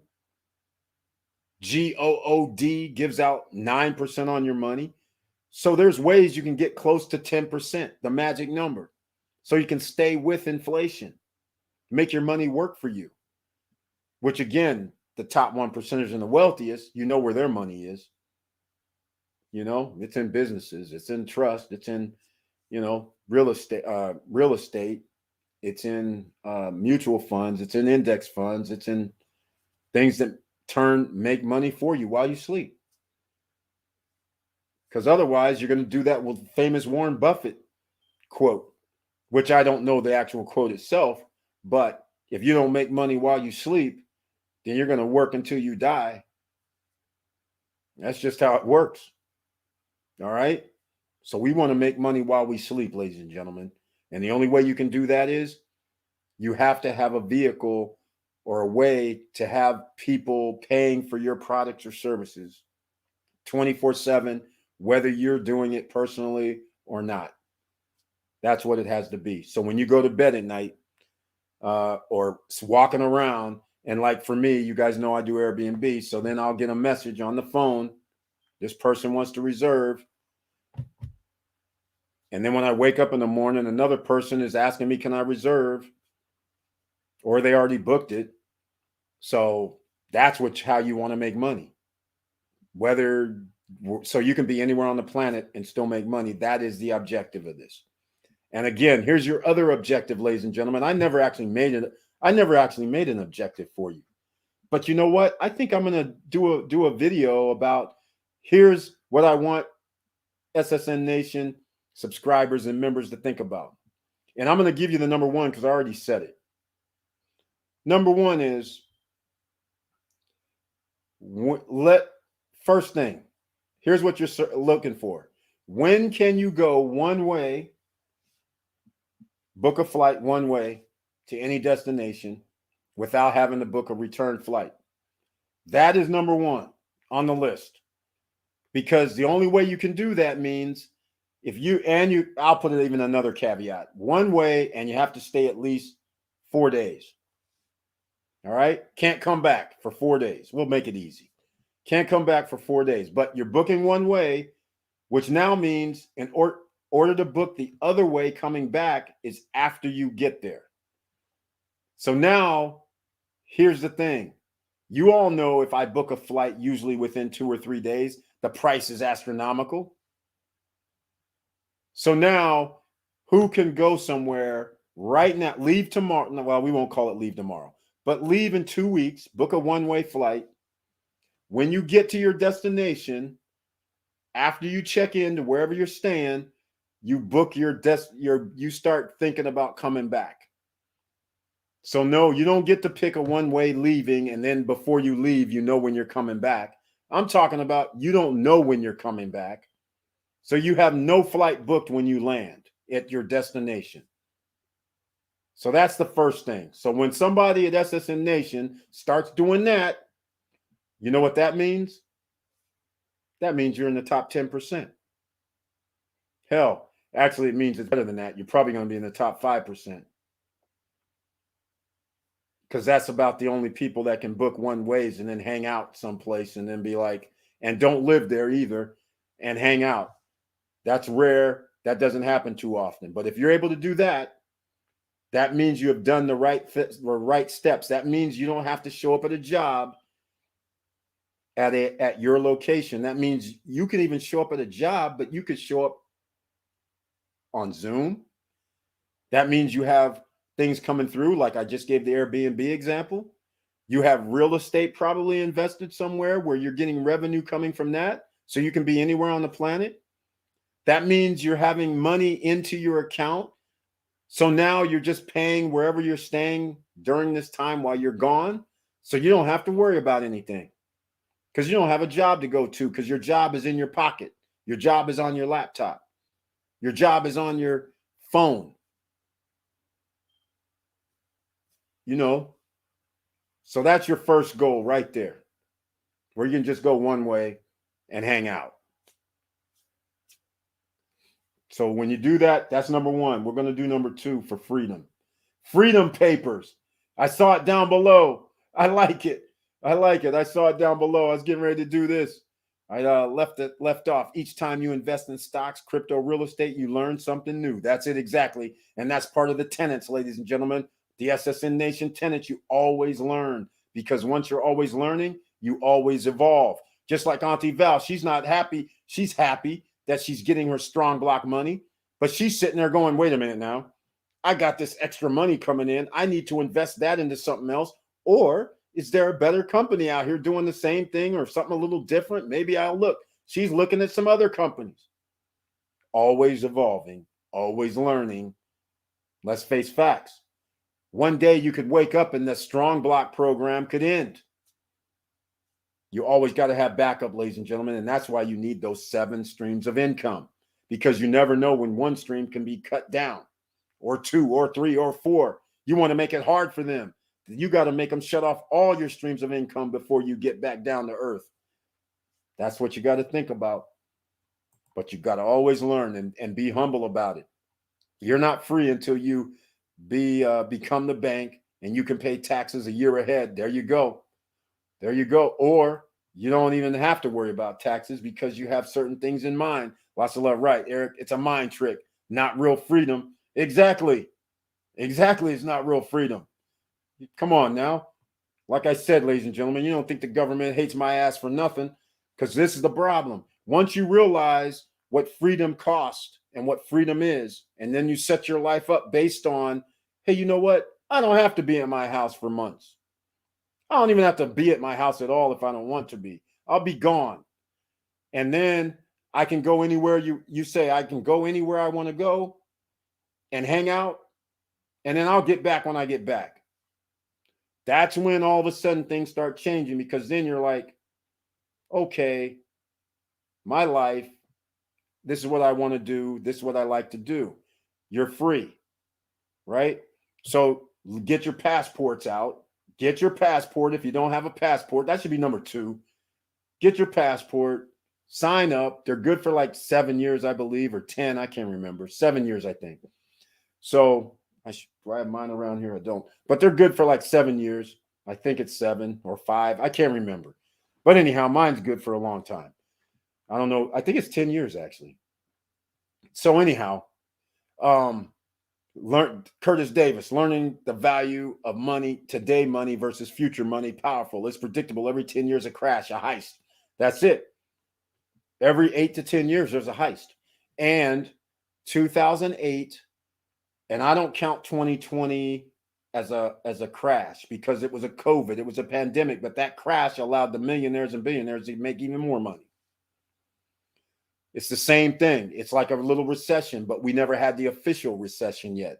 The official recession, based on the monetary, the modern monetary theory of money, it's coming. It's just not here yet because they kept it going. The Federal Reserve keeps printing money instead of letting companies fall and go bankrupt and go out of business. They're bailing them out or buying the debt, which we're holding it. So unfortunately, we got to pay the taxes, ladies and gentlemen. Gary White is in the house. Welcome to the SSN Nation Friday night live stream. And he has the icon next to his name. Thank you so much for being here. Good evening, SSN family. And he has his tagline in check. Let's get it. That's what he's got in tow. Thank you so much again, Gary White. And now, Vanessa Kamagate. She has coined the phrase of what we're talking about here, and I love it. Freedom papers, baby. That's it exactly. I love that term. In fact, I don't have a pen here at the office, do I? Man, I've been gone so long, I don't even know where my stuff is. Man. All right. I'm going to remember that. I'm going to have to do a videos on freedom papers. I think that's going to be it. I love that name right there. Freedom papers, baby. All right. Curtis Davis, Vanessa, hello. Gary, hello. The top 20% have 10 million net worth. There you go, ladies and gentlemen. How do you like that number? How do you like that number? But don't let that number scare you. Don't let it scare you. All right? Don't let it scare you, because that is not in stone. Don't worry about that number right there. All right? Don't worry about that number, because the top 20, I'll do another video on that. I'll do another video. I can't do it tonight, I don't think.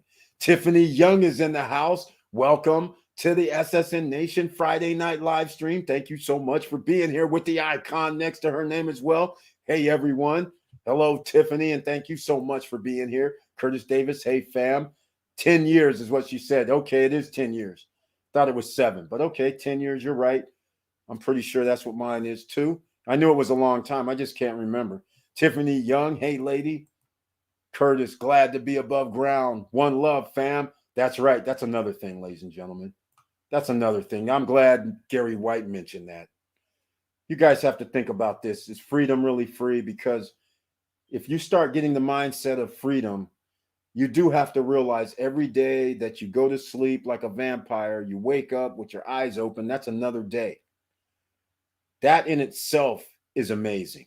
And another day that you can actually do something to improve your life, you get a shot. You get a shot every day to improve your life, whether it's financially, mentally, health wise, it's there for the taking. But how many people are going to take it? The top 10% in everything. No matter which field you're in, there's always a top 10%. And they're the ones that stayed up the extra hours. They're the ones that put in extra work at the gym. They're the ones that put in extra work on the basketball court. They're the ones that put in the work in the financial industry. They're the ones that study charts. They're the ones that study history of the charts. They're the ones that's what makes the top 10% different. Everyone else goes with status quo. They feel like I'm good right now. I make this right now. Financially, I'm good. I'm happy with my life. There's nothing that I really want. So I'm just going to stay within this bubble that I'm in. And then there's other people that says, I don't want to be in this simple bubble. I want to go for my dream. What do I ever want to really do? Where do I ever really want to go? That's freedom, right? So how many people says, hey, you know what? These are the top 10 things that I want to do or go see in my life. Do you go see those top 10 things, or do you go like most people say, well, I only have vacation 1 week a year or 2 weeks a year, and I got to see if I can get off or schedule it because, I'm not top dog. Other people get to pick their vacations before me, so I can't maybe make it work, or the other side of the coin where you're going, yeah, I want to go there. I think I'm going to go there in about a month. That's freedom, right? I want to go there. I'll go there in about a month. I want to go to that second place. I want to go. I'll see that in about a week. Choices, ladies and gentlemen. That's freedom.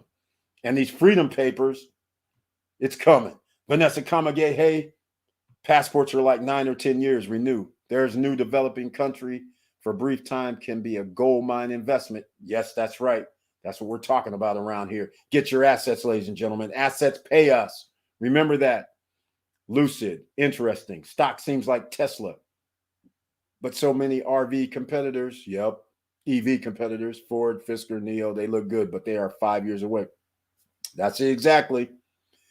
And ultimately, we're going to run into a problem because, let's face it, those batteries, so far, they're not renewable. So therefore, you can't have millions of vehicles with dead batteries, not recyclable. That's not a good picture. That's not good. That means you're going to be destroying the planet. So if you start doing this $5 million, $10 million sales of vehicles per year and their EVs, that's not a good thing. NIO, they're swapping batteries. But if you sell 10 million cars, that means there's going to have to be 10 million batteries, clearly. And then if you're swapping, that has to be at every swap station, there has to be more batteries. So that has to be at least 20 million just by themselves. If that happens, right? Tesla puts their batteries all in the bottom of their vehicles right now. So every time a Tesla goes out of service, you can't recycle their battery packs. So where's all this toxic stuff going to go? That's the only downside because they're trying to solve an issue, but by solving that issue, it's creating a problem, a huge one. Killing the planet and people, that outweighs that should outweigh anything. They should have the government should make these companies come up with recyclable batteries because otherwise we're going to kill the planet, which means you're killing people ultimately. So progress is not progress when you start thinking about it. But tonight we're talking about freedom. And I'm going to coin the phrase. I'm stealing it from you, Vanessa Kamagate. I'll give you credit. Vanessa Kamagate came up with freedom papers. That's what we're talking about here tonight. I have to change up the tune on this one because does freedom mean you're free when you don't have freedom papers? That's the question. Just like if your passport gets shut down, you ain't free no more, are you? Driver's license get revoked. You're not free anymore, are you? You see what I'm saying? So how can you be free? You do what the top 10 do, the wealthiest do. You start doing the chart. And for everybody that just showed up, let me get a chart up here so you guys can understand exactly what we're talking about. This chart epitomizes where you should be trying to get yourself. Let's see if this is it. No, this is the wrong one. Let's go. All right. So look at this chart, ladies and gentlemen. See this here? I'll put it on the screen all the way. See what we're talking about here, ladies and gentlemen? On the right-hand side, that's what you want in the blue. Notice the less net worth you are. Notice the less blue you have, which is business interest. Notice the more business interest you have, the higher your net worth. Now do you understand why you should have more business streams of revenue?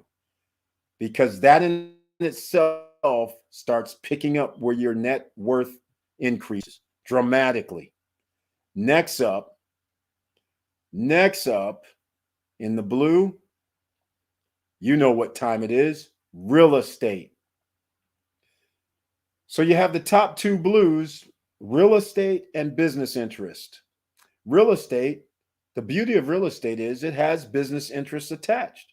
You can be management, you could be the housekeeping or the house cleaning or you could be the lawn mowers, you could be there's so many different offshoots on what you can do with real estate and include business interest along with that at the same time. Notice those are the top two when you start having money, net worth. Things start happening. And then the next blue, well, the $1 billion category, that's limited. So we'll go 10 million, 1 million, 10 million. The next blue, right? The next blue, trust. All right. You guys heard us talk about trust before, but we've never talked about it from an accountant or CPA standpoint, because a lot of people, when they get real estate, they have an LLC for each real estate property. Then they put those properties into the trust. So now you have your business interest, your real estate interest, and your trust all generating revenue, profits. All right. And then, of course, we get down to this fixed income area. That is very nice as well. Then we get into stocks. So, in case you guys haven't missed the playbook, we've talked about stocks. We've talked about fixed income investments. We have never really talked about trust other than what I just described here. Real estate, we've talked about. Business interests, we've talked about. And maybe some of you are thinking, wait, he's been talking about this kind of stuff the whole time, like I've mentioned on several live streams. We've actually been having the playbook the whole time at SSN Nation. So there you go. That's the chart, ladies and gentlemen. No problem, boss, for the Freedom Papers. That's right. Everybody needs to have a fire number. I have started the countdown to my last day of work. I can almost see the light at the end. Day on calendar already punched. Victor Marrero. He's already punched the calendar date. Okay, Victor Marrero, let me know the most important part. Have you circled the calendar date for yourself, or have you circled the calendar date because the job says you must retire? Two difference, but let me know which they are. So that gives us a talking point that I want to get into, because again, you guys know my story. I have friends that actually worked at a job since they were 18, 20 years old for over 30 years. 30 years, they sacrificed. And I call it a sacrifice because if you're not familiar with Stop Struggling Now, I have made videos where, this Cam Newton thing, Superman, right? And I gave analogies to where, are you a Superman when you're 55, 60, or are you a Superman when you're 18, 20, 25, 30, 35? When your cells, when you cut yourself, your blood coagulates, and it gets back in order real fast. That scar gets healed real fast. You're Superman, Superwoman at that time, meaning you can do tall leaps in a single bound and not break an ankle, not break a leg, not break a hip. Meanwhile, you're being Superman and Superwoman. You're sitting there working 8 hours a day, 10 hours a day, giving your Superman powers away to Kryptonite. You're not looking at it that way. Nobody does. But in your peak years, you're slaving away or trying to find yourself or going to school, trying to do whatever. And then your reward is when you're not Superman or Superwoman, 30, 40 years later, when you're 50, 60, 70, now you're going to try and run around the world and leap buildings in a single bound? Hardly. Hardly. So this is why you have to start thinking about it, ladies and gentlemen, because you're giving off peak earning years. You're giving off your Superwoman and Superman powers, not thinking nothing of it. You're sitting there going, oh, I'm good. I got $1 million in my bank account. I'm 60 years old. I worked every year. I got my 1 or 2 or 3 or 4 weeks vacation. But you gave up Superman and Superwoman powers. 20 years of it, damn near. From 18 to 38 is 20 years. Come on, ladies and gentlemen, start thinking. Because if you want to be in a situation sooner than later is the actual deal, right? And the luxury of this is why the millennials, as I'll call them, this is why they have a leg up. Because these guys who are 18, hell, you don't have to be 18 anymore. Kids 7 years old have YouTube channels and Instagram and all that. These guys have already monetized themselves I'll start at 18, but they're monetized 18, 19, 20, 21. Instead of spending 40, 50, $100,000 in debt going to school, they're monetizing themselves, making money, doing silly stuff online. And now they can go anywhere on the planet and do whatever they want and do silly stuff anywhere. Meanwhile, the old school people who are here right now watching this video are sitting there going, I got to go back to work on Monday.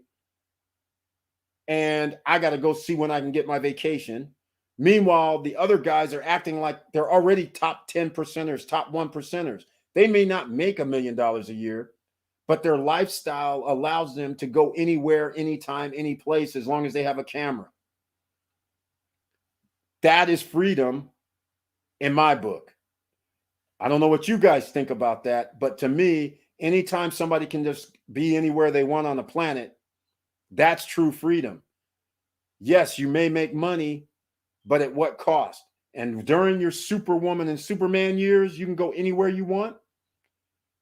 That's what you want, right? That's your strongest point. As you get older, your mind goes a little bit. Your reflexes go a little bit. Your body doesn't hold up as well. You want true freedom, then you got to do freedom early. All right. Just saying, ladies and gentlemen. Just saying. That's my little rant right there. I wake up every day thinking about that day that I'll be able to say, peace out. I hear you, Tiffany Young. That's it exactly. But don't be scared. That's all I can tell you. Don't be afraid, ladies and gentlemen. Okay, story time. Here's a story I got for you. I was working at a place. Hey, that's right. I used to work there. I'm going to talk about you too. Delta Dental. Delta Dental. I used to work there. And I might have told this story to older SSN Nation, but here's another story. I worked there in my early 20s, just like I'm telling you guys. I worked at Delta Dental. But you know what? I had an office on the other side of town as well because I worked for somebody. I still had my own business. All right. But because of the mentality, I'm coming to work. So they think they can treat you like however they want to treat you. But in my mind, I'm like, wait, I'm actually volunteering to work here. Yes, you're giving me a paycheck. But just because you're giving me a paycheck doesn't mean I won't up and leave any day. I already have stuff going on. I have streams of revenue coming in. So one day, my boss this story's going to take a little minute, but I'll try to shortcut it. I used to work in the day shift, and they said, "Hey, Eric, we'll pay you more to work night shift." I'm like, "Well, okay, I'm single. I don't have nothing else to do. So I'll take the night shift. You're going to pay me more too?" So we have a ranking system. So I used to work in the day shift. So we know everybody's stats. We know what everybody does. We know who's a good worker, who's not. So after about 2-3 months on the night shift, all of a sudden they call us in and say, "Hey, you have a new supervisor, manager, whatever it's termed." And lo and behold, I see this girl that I know on the day shift. We're cool. I'm thinking, oh, cool. Paula, shout out if you see this. She's we're cool. But now she's a night shift manager, I'll call her. Well, that day shift cool, as soon as she became boss, oh my, she changed up totally. She has vendetta. She has all kind of stuff going down. So then one day, morning shift and the graveyard shift, we commingle because they're coming in, we're leaving. We have this little dividers. The dividers are 5'10". I'm over 6, but I can't really see over the divider. Divider, I can't see over. I step on a little cart that's 2 inches off the ground. So then I can see over the little divider. So I'm talking to the person. I'll see you later, whatever you're doing. So now I'm walking off. This girl, Paula, she's about 20, 30 feet away from me. And she says, she's a manager, remember? She yells, "Eric, get off the cart." So then I said, "Okay, I'll be off the cart in a second." I was just telling the same person she knows because she used to sit right next to them. I was just telling them, "Hey, what's up?" I step off the cart, 5 seconds. She's like, yells again, "Eric, I told you to get off the cart." So then I turned to her and I said, "I heard you, I'm off the cart. But since you're yelling at me in front of everybody, I think that's inappropriate. Why don't you just come up here and talk to me?" Right then and there, you know what happens? She goes to the boss and says, "Eric's a problem." So I leave, clock out. Next day I come in. They tell me, "Eric, we got a meeting," because we're under union. The union rep comes in and says, "Hey, Eric, they want to have a meeting with you. So I got to be in the meeting with you." I'm like, "What for?" He's like, "I don't know." I said, "It's okay." So we go in the meeting. HR's there. Paula's there. Another manager's there. Union rep, me. We're all there at the table. They start talking and they say, "Hey, you're a problem. You didn't get off the cart like she told you. And then you said something back to her like, you can come up and talk to me." I said, "Yeah, under most businesses, management, if there's a problem with an employee, they say, 'Hey, I need to talk to you.' And you usually talk amongst each other. You don't yell across the room if you have a problem. You usually come up and say, 'Hey, we got to go talk. I have an issue.' You don't have an issue in front of everybody." I said, "So that's why I had an issue and said what I said in front of everybody too." I was like, "That's how it goes." So then they said, "Oh, well, we might have to discipline you." I was like, "Discipline me for what?" They're like, I said, "Is this a joke?" They said, "No, it's not a joke. We might have to discipline you. You might have to take a few days off or do whatever, whatever, whatever." After they started saying that, everything just was like Charlie Brown. Walk, walk, walk, walk, walk. So then I said, "You know what?" I said, "You guys are cute. You're funny, in fact. This is hilarious." I said, "F you. And by the way, here's my gate code. Here's my keys. Here's all your Delta dental crap. I'm out." The HR person, "Eric, no, this ain't what we meant." I said, "I know, but I'm number 1, number 2 up in this joint. F you, I'm out." The whole table was like, "Oh, no, we don't want you to leave. We didn't mean we were going to fire you. We didn't." I said, "Hold on, I'm firing you. What part don't you get? I don't have to put up with this bullshit, this nonsense." I had to clean that up on YouTube. I don't have to put up with this nonsense. I'm out. The union dude's coming up to me going, "Eric, man, what are you doing? This is," I said, dude, hold on. What you don't know is, here's my card. Here's my office. If you want a job, you can come see me anytime. I make more than I make here. I just did this because I'm only like 24. So being 24, I felt that I should have a job. So then I have a track record. But actually, I don't need it. I already have my office. It's in South Sacramento. Here it is. Just come see me after you get off. I'll be there. I said, now you freed me up to make even more money. That's how it went down, ladies and gentlemen. So until you can get to that point, that's why they have you. Because is freedom really free? No, you're putting up with BS. Do you want to put up with BS for how long? 30 years, 40 years, 20 years? 1 year is too long in reality. Somebody telling you what to do, when you have lunch break, when you can get off, when you can have vacation. Think about it, ladies and gentlemen. How close is that to jail in reality when you think about it? Come on. Let's go. Freedom papers in effect. So some of you might be going, man, this guy Eric talks a lot of mess. You know why I talk a lot of mess? Because I've taken risks my whole life. When I was Superman, I was doing risks because I wanted to be Superman and be able to go everywhere. All right. So think about that. All right. Everyone needs that fire number. Preach, Eric. Victor Marrero. As you know, I'm already retired once from the Army. Exactly. He's done the double. Like my dad, retired from the military. Then he did teaching for the school, retired twice. Love that retirement funds. And he's on the pension for the teachers, pension for the government, and they get a cost of living increase. So they get to stay a little bit ahead of the inflation to boot. Man, the only reason I went back to work is so I can retire a second time. Exactly. And live the expat life worldwide. Already planning return to Europe. Exactly. There's the option number 2. I got another guy, a friend that went to high school that did this exact same thing. He's in the Army. And then when he got out, he works for the post office. And his 20 years is coming up like now. So he has 2 retirements like now. So, and he still says, I'm going to go be a counselor somewhere and still make money, even though he doesn't even have to do anything. It's great because he was an officer in the military and he works for the Postal Service. So he really actually never even had to do anything, period. But he's doing it because there's no fun in sitting around when you can't take your friends with you or take people with you, like I said. Because you can go whenever you want doesn't mean your friends can do that, you know, or people you want to actually hang out with on vacation can do that, right?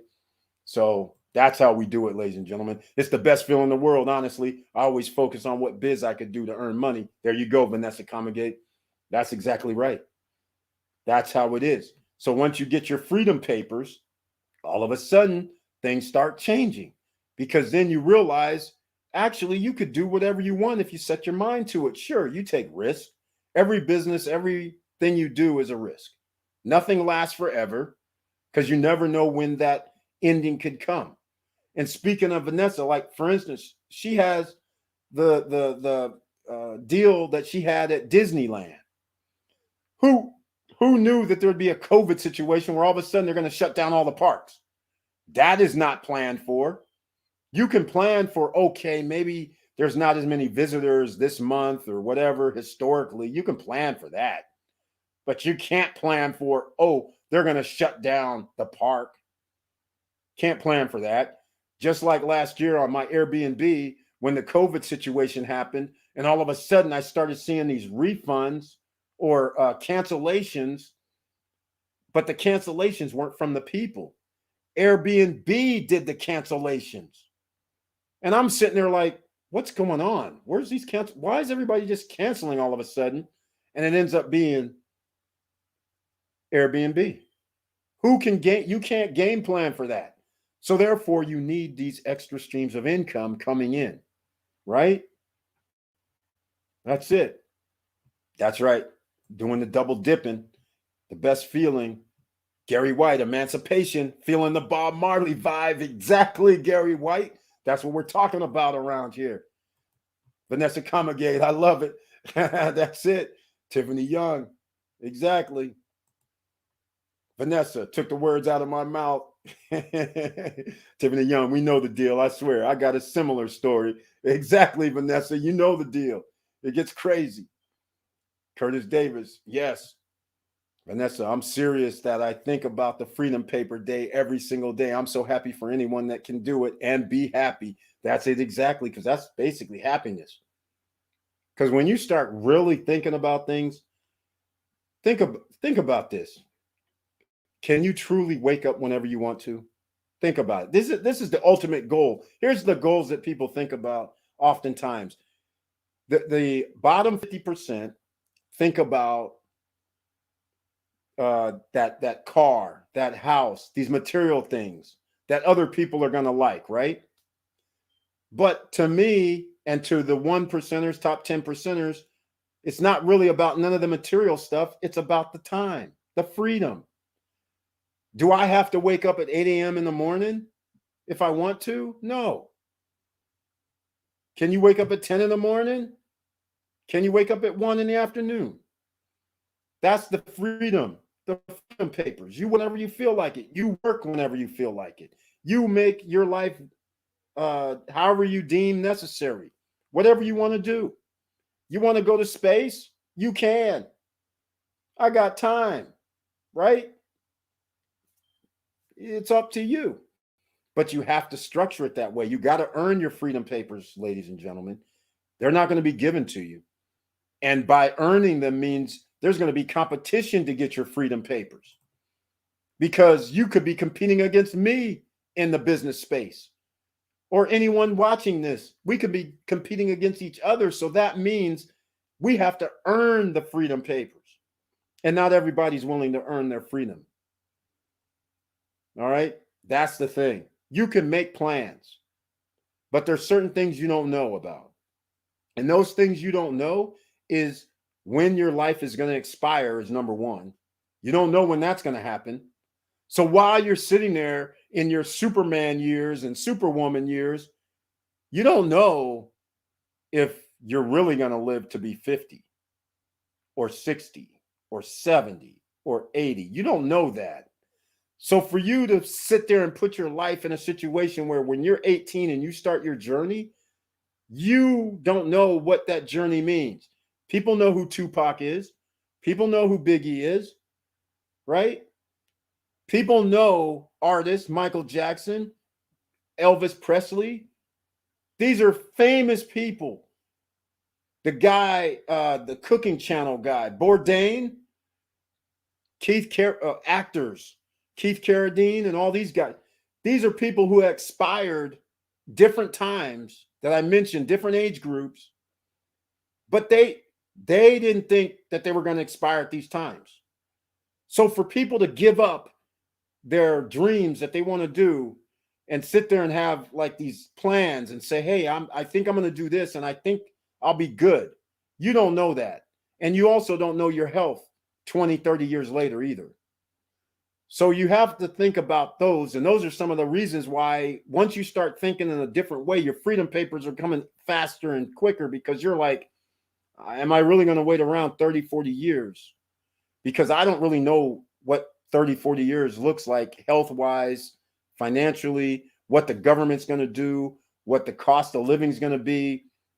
You never know what's going to happen in 20, 30-year spans. You might know what your plans are for the next 5 years, but you never know where that wake-up call could come up and they're like, we're downsizing. I'm sorry. In fact, a friend of mine's been working in a place making over $100 and some thousand a year. Their company just merged. Get this, this is September, August 15th, the company merged. 3 companies merged. This guy making like $150K a year. He's been working there a while, right? For like 15 years or so. He's in the upper echelon of the company pay scales when they merge all 3. It didn't take 2 weeks. 2 weeks. They walked in and says, I'm sorry. Thank you for working here, but your services are no longer needed.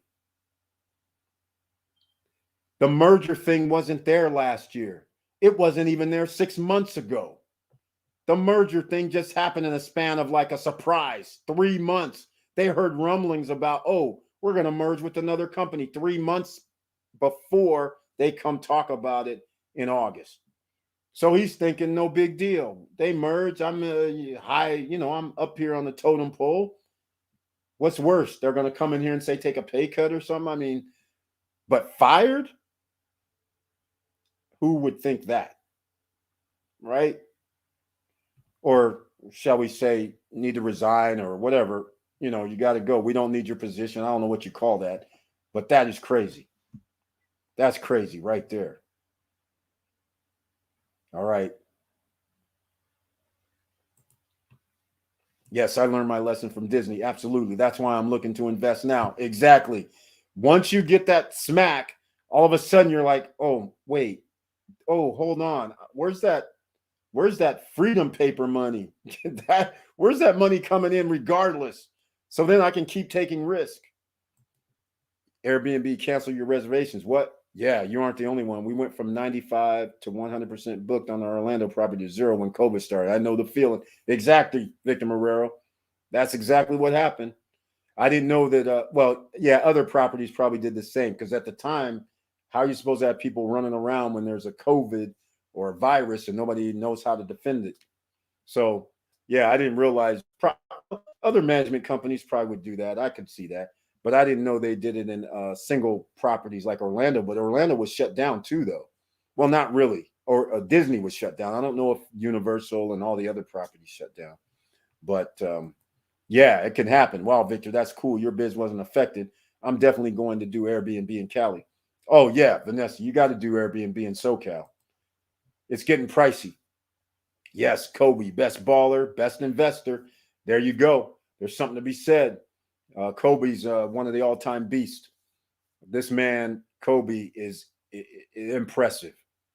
Impressive from a physical standpoint. When he was being Superman, from the time he was 18 to 36, Superman. And he took full advantage, working out for 2, 3, 4 hours before games, playing in the game, and then still maybe after the game working on his craft even more. That is insane. But if you want to share the same boots as a Jordan, a Wilt Chamberlain, a Russell, a Dr. J, you're going to have to put in that work. And that's why some people in basketball, where you see they're 18 and you're like, oh, they're awesome. But you know what they don't do? They don't want to be in the gym that 4 hours, that 3 hours, that 2 hours. You know, like LeBron James, for instance, does the same thing. If you want to be the best in your field, again, we're talking about the top 10%. So it's the same thing in sports. Like this year or last year, who's the top 10% in the sport, in the football and basketball and the athletics? Those are the same guys that stayed extra.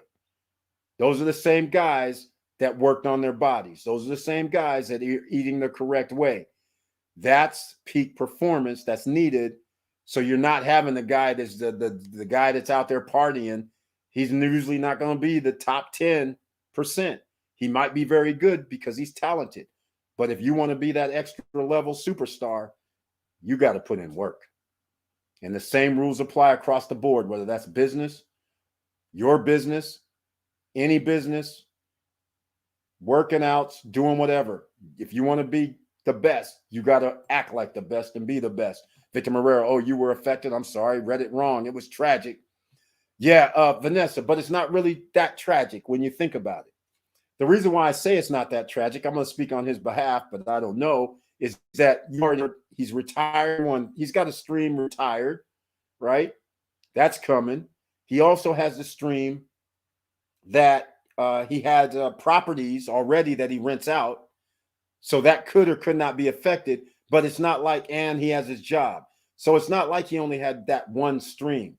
So he had 4 different ways, at least that we know of, maybe 5, maybe more, that he has streams coming in that did not get shut down. So the same rules applied for me. Even though Airbnb got shut down, I have other streams of income that was coming in. So therefore, yes, that hurt, but I still have streams of income coming in different areas. So we're still winning. So just keep that in mind. So that's the thing that you have to talk about when we talk about freedom papers. You can't just go, I have one stream, I'm free, I can do what I want. Because if that stream gets shut down, now you have to say, oh my God, now what do I do? You don't want to do that. You want to have extra streams all the time. All right. Those are the ones that get let go first, upper management. Exactly, Tiffany Young. It gets kind of crazy, apparently. That's right, Tiff. They cut cost off the top earners to save company money. Yeah, that's rough right there. That's terrible. The good thing is that you can't keep Orlando down for too long. Within 2 months after the break of COVID, we were back to 95, 100% booked in Orlando. There you go, ladies and gentlemen. That's it. All right. Well, I got to get myself a little drink here. We're 2 hours in. Oh, and I haven't even said smash the like button for all the people watching this. And please, if you like what we're talking about, please subscribe to the channel. And please click the all notification bell. Why is all notification bell and subscribe to the channel important? Well, let's just call it what it is. Suppression here at YouTube. Even though we have 12,000 subscribers, they only send out 1,000 potential people receive any notifications. That's it. All right. So that leaves out a whole bunch of other people. Not even 10% of subscribers receive notifications from YouTube. It's mind-blowing. All right. Yes, 7 streams of income. That's what we're getting to here. To get your freedom papers, that's going to be in there too. I'm going to create freedom papers. I love it. 7 streams of income is what you should get up to. Even if you get 5, don't settle for 5. Try to get 7. All right. Exactly. Disney hurt, but I made a lot of cushion money to take my time to regroup. There we go. There we go. She had a plan, ladies and gentlemen. While the going was good, she set aside or made other, put her money in certain locations, allocated a certain way. So that way, if things do fall apart, she's good. Very smart. Another way to buy time. Time is freedom, ladies and gentlemen. And that's exactly what she did. She's like, I'm buying time for the future right now. That's a good way to think of it, by the way. Disney stock was 50% off, got in. That's right. We were talking about Disney last year. We were telling everybody to get Disney. Jeez. Man, everybody at SSN Nation during COVID, there's no reason. If you were there March, April, May, June, July, August, September of last year, and you bought any stocks that we were talking about, you all have made money. All across the board. As engineer, redundancy, systems, always. Exactly. Exactly. All right, ladies and gentlemen. Now I got to get myself some more water. We're 2 hours and 12 minutes in. Let me know if anybody has any thoughts on the freedom and how to get your freedom, because I think we pretty much have it all wrapped up here. We can talk about certain things like retirement early, getting 2 retirements in. We can talk about working one job for 20, 30 years. In fact, you guys, I was watching one of Yankee Stacking's videos, and he made a video where he says that his pension paid him out $320K. And he was asking everybody, where would he put that money? And quite frankly, I had to tell him, I was like, I said, it's pretty funny that you mentioned this at that time. I would take like $6,000 and buy 2 strong block nodes. And at the present price points, that would be $30,000 per year. You'd be getting 10% on your money. I mean, $36,000 a year for a $12,000 investment, and you would still have $304,000 left, or there's something along that line. You'd still be already making 10% on your money just from strong block. So I'm sorry, Yankee. I can't advise you to buy gold and silver and precious metals and put it in a black box. That's not an option. So anyhow, I put that down. Strong block for starters. Earn 10% on your money as long as strong block rolls, and you still have $300K left. $36,000 a year. Come on now, let's talk. All right, but a very important thing happened with the Yankee getting the $320,000 for his pension. You know why? Because they don't want to pay out the pension because it's a Ponzi scheme. Because they would need new people employed in order to pay the pension, because the pension money goes up every year. There's a cost of living. So they were like, hold on, this is going to get out of hand. So if you'll take a payout, we'll do that. Because we might not have as many employees years from now. nor would we want to pay these employees what you're paying in order to make the Ponzi scheme go. So that was one of the smartest things this company did. So if anybody has any thoughts on what do you do with $320,000, let me know down below, because I know some of it would be a myriad of those things on the right-hand side on our chart. And in case you just showed up, I just blew it. Let's go. Here's the chart again. You want to invest in everything on the right-hand side, Yankee. Business interest, he has. Stocks, he has. Real estate, he has, because he also does private money lending, which he acts like the bank, and he takes a risk that way where people pay him interest over 6 months. So he gets his nice interest money on 6 months, and that interest money could be 10%, 12%, 14%. I don't know what his interest rates are, but that's not bad over a 6-month period, right? So over a year time, that'd be 28% on your money if you do a year. But he's, so he already has what's on the right-hand side. So that's why the 320 is almost like free money, but he has to invest it in something that gives him a return. It's not going to sit at the bank. So what's he going to do? And I don't know the answer to that. I didn't watch the whole video, quite frankly, to find out what he's going to do with it. But when I saw that and I listened to the first part about it, I was like, okay, let me put a comment in here. So what would you do if you had 320K and you're, let's say, 55? What would you do? And you already have stocks. You already have real estate. You already have maybe even a trust. What would you do? You're pretty much set already. You have revenue streams coming in. So now, are you going to take risk of any sort? What type of risk are you going to take? The money has to go somewhere. It can't just sit there. So where are you going to put it? All right. So everything on the right-hand side in the blues, ladies and gentlemen, that's what you want to strive to get. That's how you move up the wealth curve. All right. Let's see what else we got going on here. COVID has forced some nurses and police to retire. No vac squad. Yeah, unfortunate. That is, well, I like that. One stream income per bill. Wilson Koo. Exactly. You need at least one stream of income per bill you have coming to your house. Love that. Exactly. Your job steals your time. Most valued asset, Mr. Financial. Exactly. Time is the most valuable. That is true. That's very true. COVID has forced the Ponzi system exposed. That's right. That's all pensions are. It was just another way to get people's money. And then you put your money in a pension, then pension gives their money to somebody else. Or they self-manage it and they're earning money and they're getting fees off of it. It was a Ponzi scheme all along. And that's why there's states like Illinois, California, and a few others that's going to be, I don't know what's going to happen. And one of my friends was working for the state of California, so they have a pension, and that's where their retirement money is going to come from. It's not going to be pretty if all of a sudden they said, hey, we don't have it, or we're going to have to reduce the payout. It's not good. Not good. Buy a business, buy stocks, buy real estate, buy condos in the DR. Take your time with 300K. There you go. There you go. That's what I'm saying. That's what I'm saying. That's what I like. All that.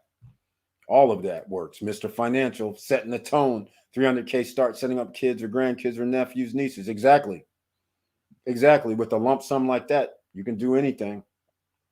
That's how we do it. I've been getting cozy with apartment management companies for Airbnb purposes. That's what you have to do, so they allow it.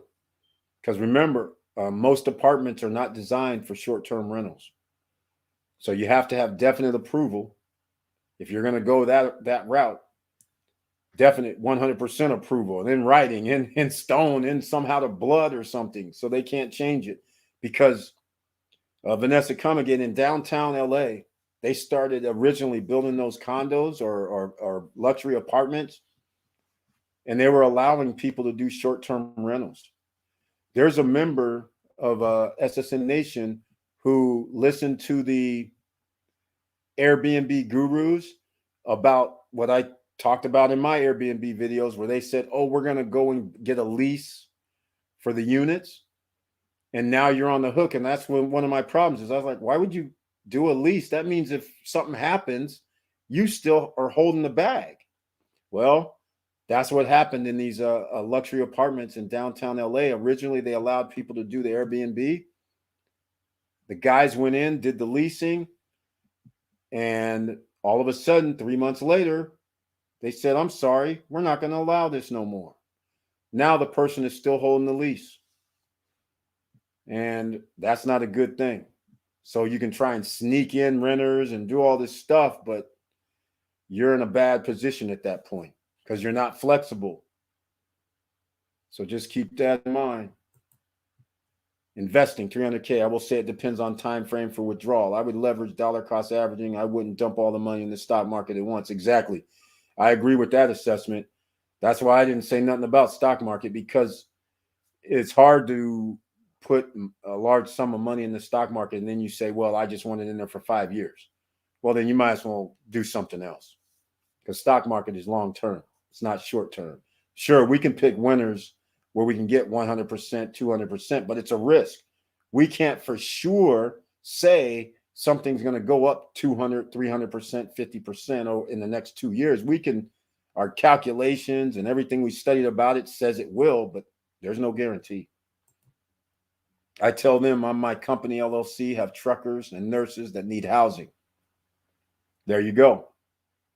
But if you're going to do Airbnb, you can't sugarcoat. You're going to have to tell them you're doing Airbnb. Now, I won't sneak in 100% transparent. Exactly. You have to be, because it's just going to come to bite you in the end, because all it takes is seeing people taking luggage out of their cars or Ubers and other owners. This happened to a friend of mine in Florida. They thought they were going to try and do that. And I was like, are you crazy? Sure enough, after they saw like a 3 or 4 night rental, they saw people coming in SUVs, 6, 7, 8 people. Then they're walking around in the pool and doing stuff. And they're like, you live here? And freely the people are thinking no big deal. They're like, no, I did Airbnb. Then here another week later, somebody has a cookout and invites people over that don't even live in the neighborhood. So now you have a crowd of 10 to 15 people, music playing. HOA shut it down. They're like, we're not allowing Airbnb no more. Sorry, ain't gonna happen. Yeah, just like that. And that was in southern, over in the Miami area. Wasn't Miami though. It was like Fort Lauderdale. Absolutely, I do business for keeps. It's best to be honest in business always. Exactly. Number 1 rule: stay straight. That's the best policy, ladies and gentlemen. Don't try and do the finagle. Don't try to sidestep. Just tell them straight up what you're doing. And if they say no, then that doesn't work for you, right? That business model, your mix, your mesh with that company doesn't work. You have to go somewhere else where another company goes, okay, we'll allow that. We'll do that. That's where you have to go. There's always somebody that's going to say yes. So that's why if somebody says, no, we don't allow it, then you go, okay, you're lost. We'll go deal with somebody else. No biggie. There's always going to be an exception.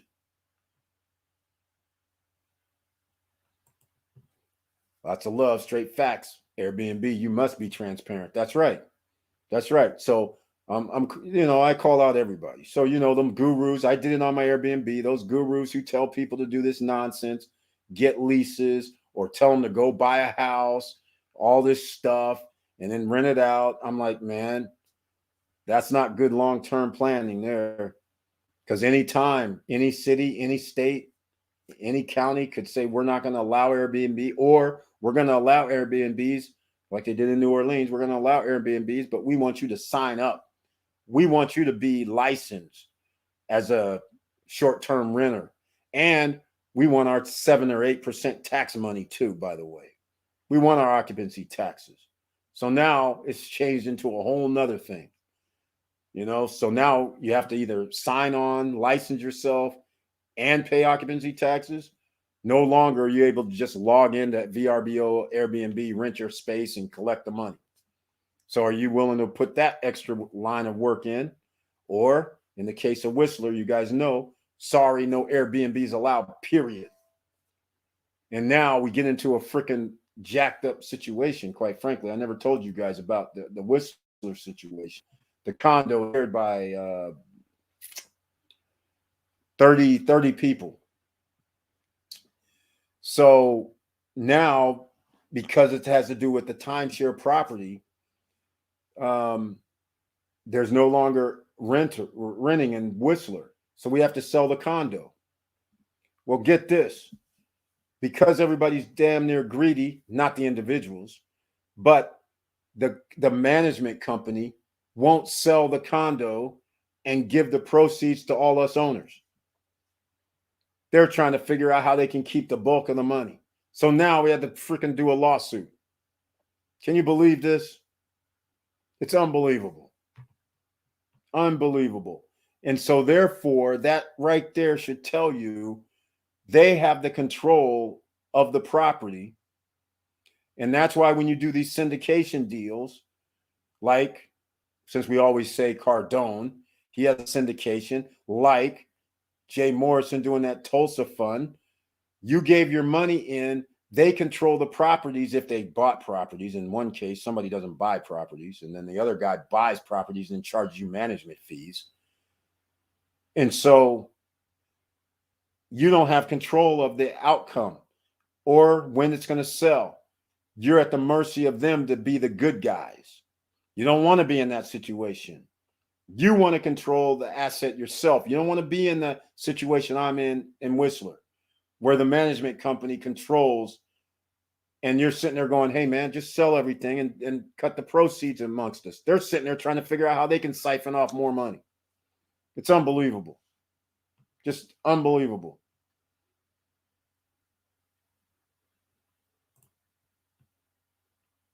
The app is called Furnished Finder. They rent rooms to traveling professionals. Like it. Very nice. I feel like take 5 different assets, collect money. Hey, I like that. We love that, Mr. Financial. The gurus are selling Turo courses.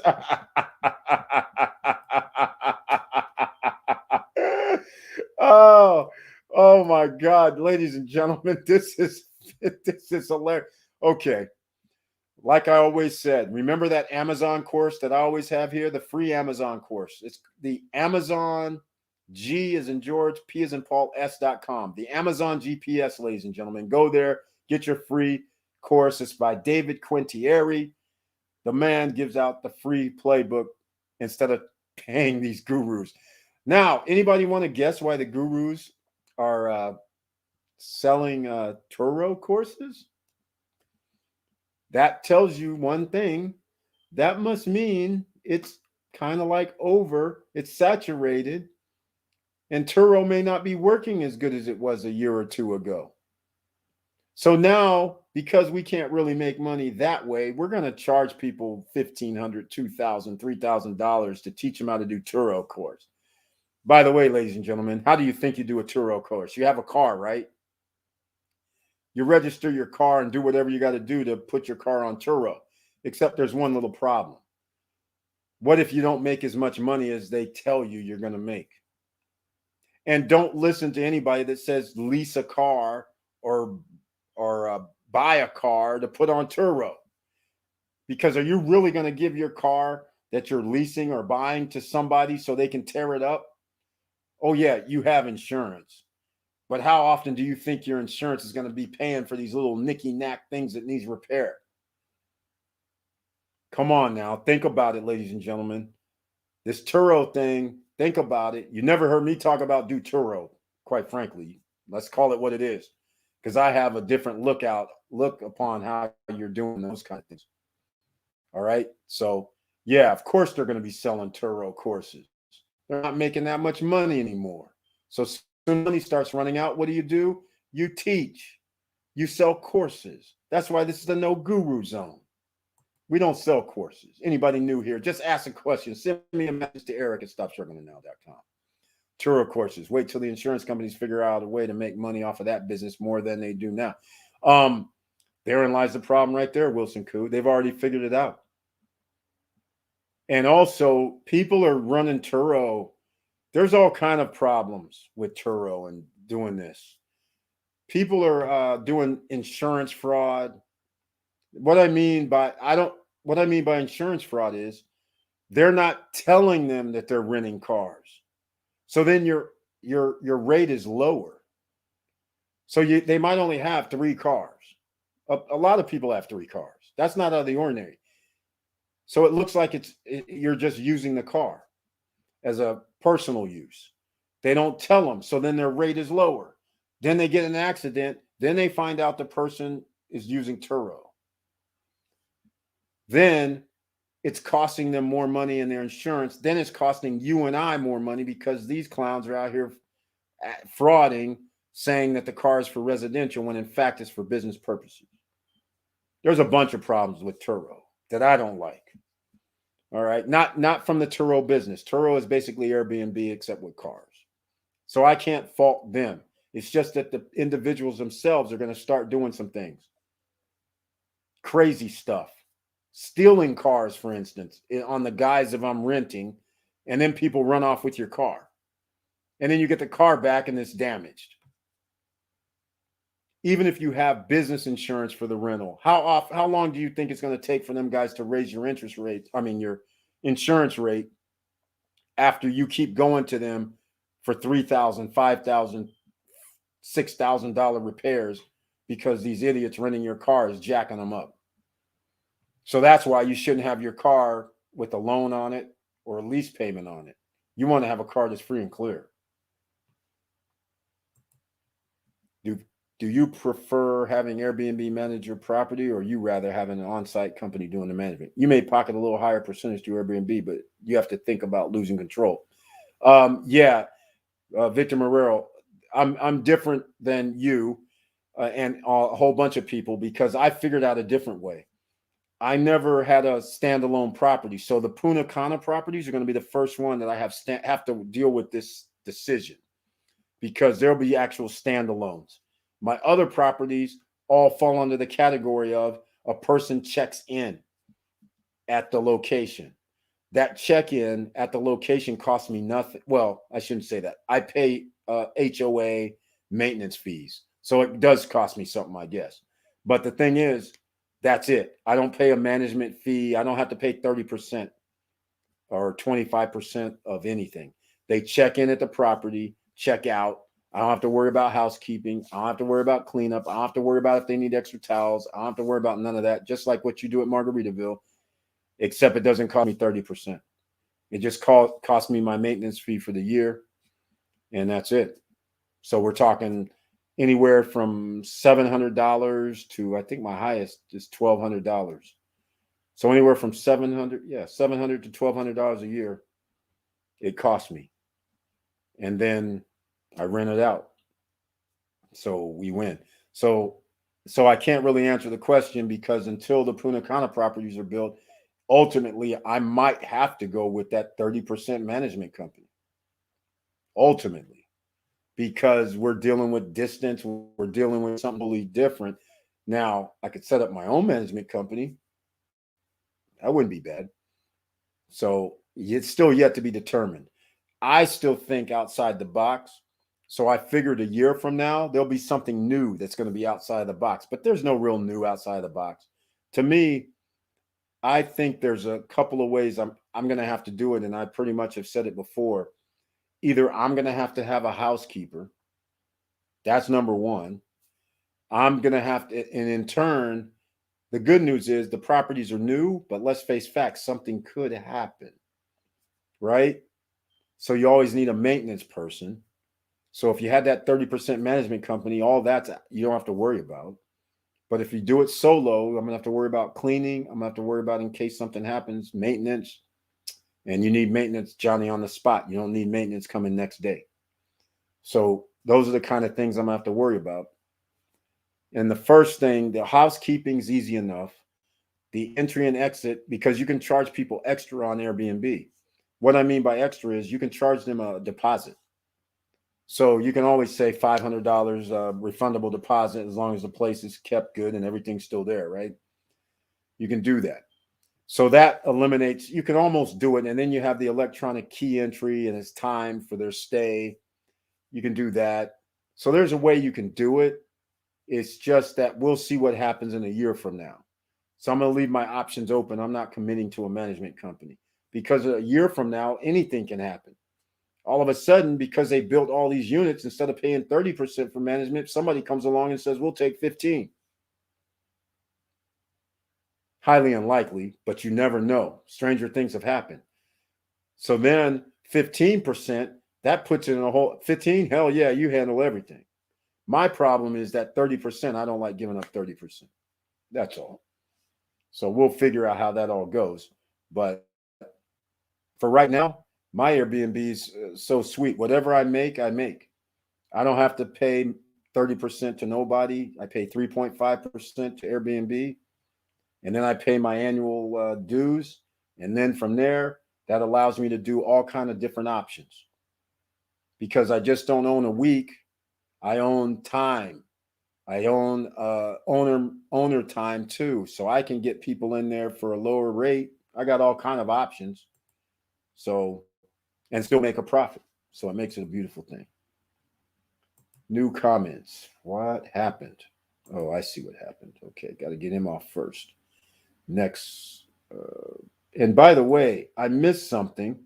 Apparently, I missed something. I saw somebody made a donation, a $5 donation. So I want to say thank you very much. I appreciate it, but I don't see it on the screen. I saw something flash by, but it's not here in the chat. So I want to say thank you very much for that donation. I appreciate it. I humbly appreciate it. All right.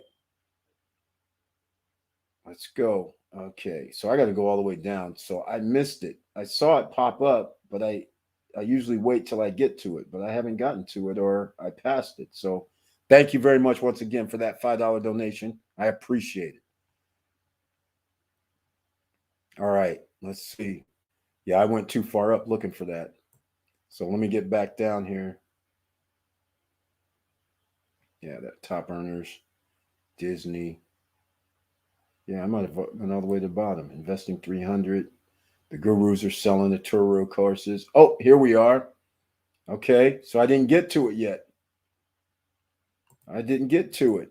Turo courses. Wait till the insurance. Yes, I didn't get to it. That's the Airbnb. That's what happened. Mr. Cold Hard Facts. He tells the cold truth with no chaser. Exactly. No chasers. And here's the $5 donation. Pay well daily. Once again, is here on the SSN Nation Friday night live stream. Thank you so much once again. I humbly appreciate the $5 donation. Thank you. Once again, said it enough. Thanks so much. I have to say thank you. And thank you for your support and being here once again. Very true, Ross. Like Amazon, saturated. Exactly. In fact, somebody sent me a message on Instagram, and I was it was in disbelief. They sent me a message saying, hey, have you ever thought about investing in or doing some business in Amazon where the people guarantee that you're going to make money? I said, oh, okay. How much is this going to be that they're going to guarantee that I make money and they're going to manage it for me? They sent back a message talking about 30K, 40K. And I was like, I sent back that emoji, tears of laughter. Is this a joke? Seriously? So let me get this straight. So I sent them back and I said, let me get this straight. So they want you to give them 30 or 40,000 on allegedly an Amazon store that's going to make you money as the investor. I was like, so then why do they need the 30 or 40 grand again? If it's supposedly the store is going to be making money, how come then it's not the other way around? How come it's not like I'm giving you a $2,500 or $1,500 investment, and then because we made the store and made it create money, we're going to take 50%? How come it's not that? Because giving them 30 or 40,000 on a come, that sounds like gambling to me. I was like, plus the fact there's no way they can guarantee that your store is going to be successful. They don't have a crystal ball. I said, that's really, really, really silly. Yeah, that's nuts. I would never do Turo. Yeah, me neither. Never. How much you pay for cleaning? And if you have 5 bookings per month, do you pay a cleaning fee 5 times or you pay a monthly standard cleaning fee? Victor Marrero, no cleaning fee. Doesn't matter about how many rentals I do. Again, it's already a hotel. They do housekeeping anyhow when people check out. It's included. No cleaning fee. Now, I shouldn't say it's no cleaning fee across the board, but let's put it this way. I don't pay any cleaning fees, but at a property, there's only one property. The only property that does anything like this is at Vino Bello. You guys hear me talk about this, the 5-star resort. When a person checks in at Vino Bello, they ask them if they want housekeeping every day. And if they want housekeeping every day, then they pay, I believe it was $29, something like that, $29 or $30 for the week. I don't pay, the customer pays. If they don't want housekeeping every day, they pay nothing. When they check out, no housekeeping fee. And when they check out, I don't get charged a housekeeping fee. It's part of their hotel timeshare. So the hotel timeshare pays for they clean it. Back to the 5-star self. So again, I don't ever pay for housekeeping. Never. At any property, because they're already hotels. So when people check out, they automatically clean the rooms. It's included. That's why it's beautiful.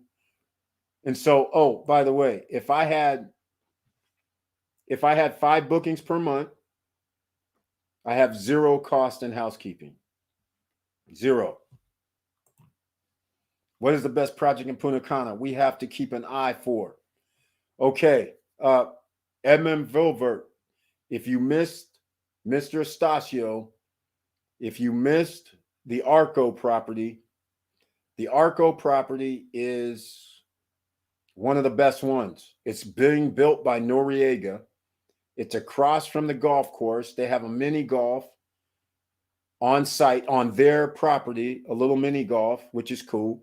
They have electric scooter charger stations, which is cool.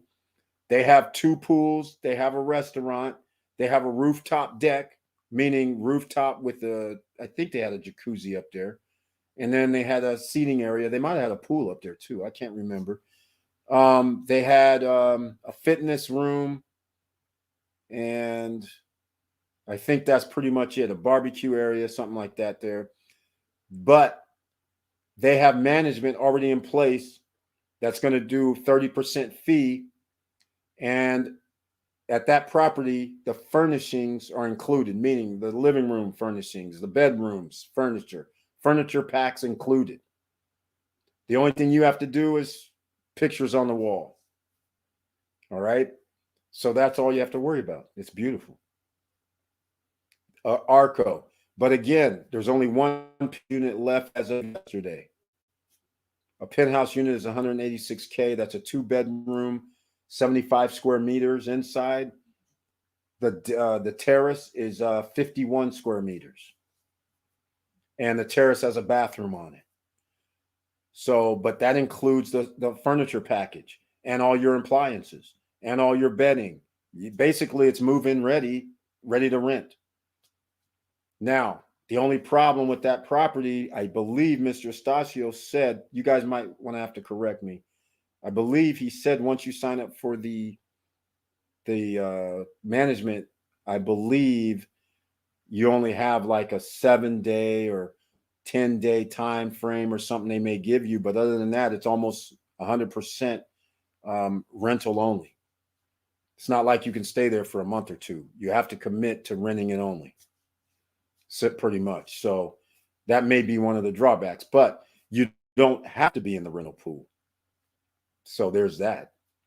But you still have your everything furnished. 186 is not bad because furniture packages range from 25,000 and up. So basically you start backtracking. No furniture package, then it would have sold at what, 150, 158? Take out the appliances, Then it would have sold at 130. So, you know, you have to start thinking, what is it worth to have it completely furnished and all ready to rent? Is that worth 25,000? Is that worth 30, 40,000 extra? I would say it might be. In fact, it probably is. If I can get a 2-bedroom penthouse at 186, well, actually, my 2-bedroom penthouse is going to cost me less than 186 to furnish. But still, right now the prices are increasing. But Arco's one. Anybody remember any others? There's some more coming downtown. There's more coming downtown, Edmund. They're not even built yet. But Central Park. Central Park is going to have phase 2 and phase 3 coming out. So that's another good one. All right. 2 hours, 45 minutes. Please smash the like button, ladies and gentlemen, because now we're into the real estate phase, another asset that pays us.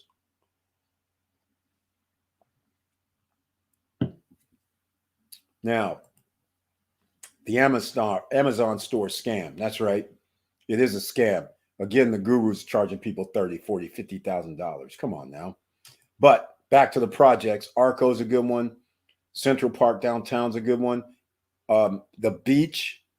That's going to be a project that's going to be pretty good as well. The Wave now is going to be good because we have other information. We have information that there's going to be another beach or lake or something over by the garden section in Vista Cana. If this is true, the Wave is almost across from the sports complex, and the gardens is on top of the sports complex. And if there's anything over there in that area where there's going to be a beach, another lake beach thing, that means the Wave is now going to be valued much higher. Also Arco, also anything that's, well, there's nothing else in that section. So all those are going to become more valuable. So we know that's going to happen. So that's a beautiful thing. In case you missed, so inside Vista Cana, you got nothing but love. Inside Cana Rock is nice. Golf course. They have restaurants inside their buildings. Fitness center, so they have that in the golf course views. Okay, and the beach is right there, and Hard Rock, of course, is right there. Golf course right there. Everything, they have amenities. Then you go to Cap Cana, but Cap Cana is expensive now. So their pool's property is $314,000. It's cool. Everybody has a pool on their deck. I don't know what that property's called. They have Azure Cap Cana, which actually was 178,000, but you can't get any more of those units, so they're around 212. There's another project that has a water park, but there's something weird that happened at the water park. It's nothing to do with the water park itself. It has to do with the units. I have heard from not only one realtor, but a couple, that when people walk into those units, they're making the living room area small. So it's noticeably small because people are walking in going, hey, where's the living room at? So that is a problem.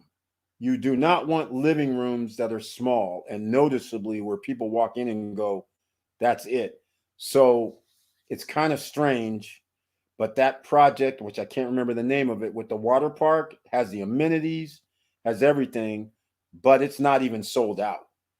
That gives you an idea right there. How do you have a water park, pools, basketball courts, barbecue areas?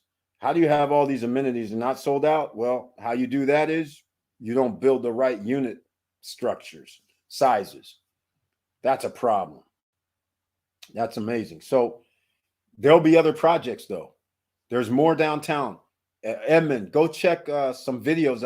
In fact, check the Mr. Estacio video, because we talk about that, and we talk about another project, Sunrise Village in Vista Cana, which are actually townhomes. They're, what were they, 1,500 square feet, something like that, called Sunrise Village. Go see that. I think you were on that live stream, come to think of it. So you know which ones, but that's it. There aren't anything new.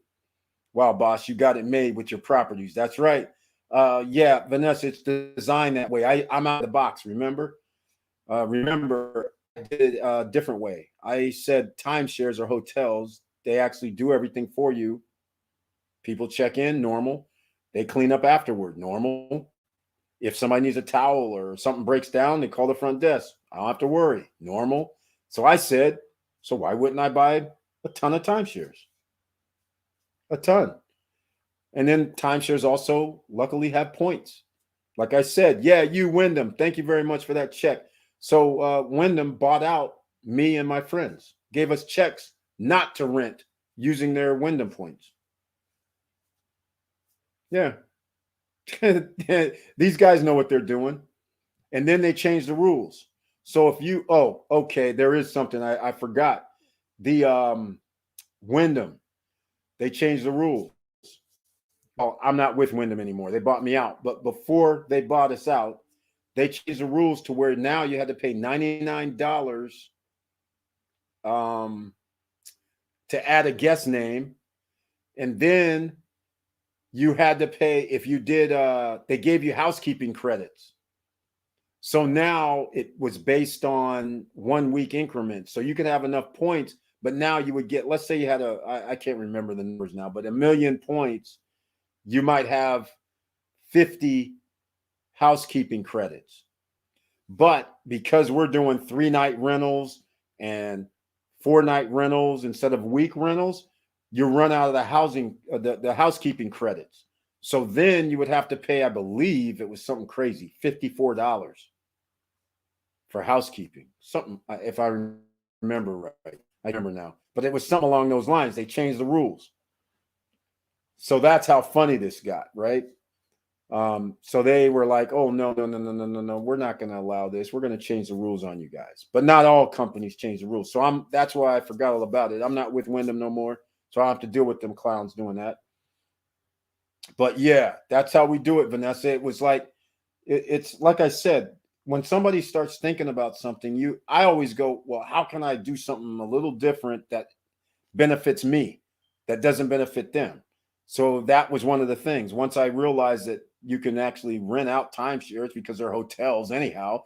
And what's even better is, just like Morero's at Margaritaville, he can go on Margarita if he wasn't in the 30% program. He can go to the Margarita website and actually see how much they're charging per night, and that's all you care about. Like I say, I'll always stick with the Vino Bello, right? That's high end.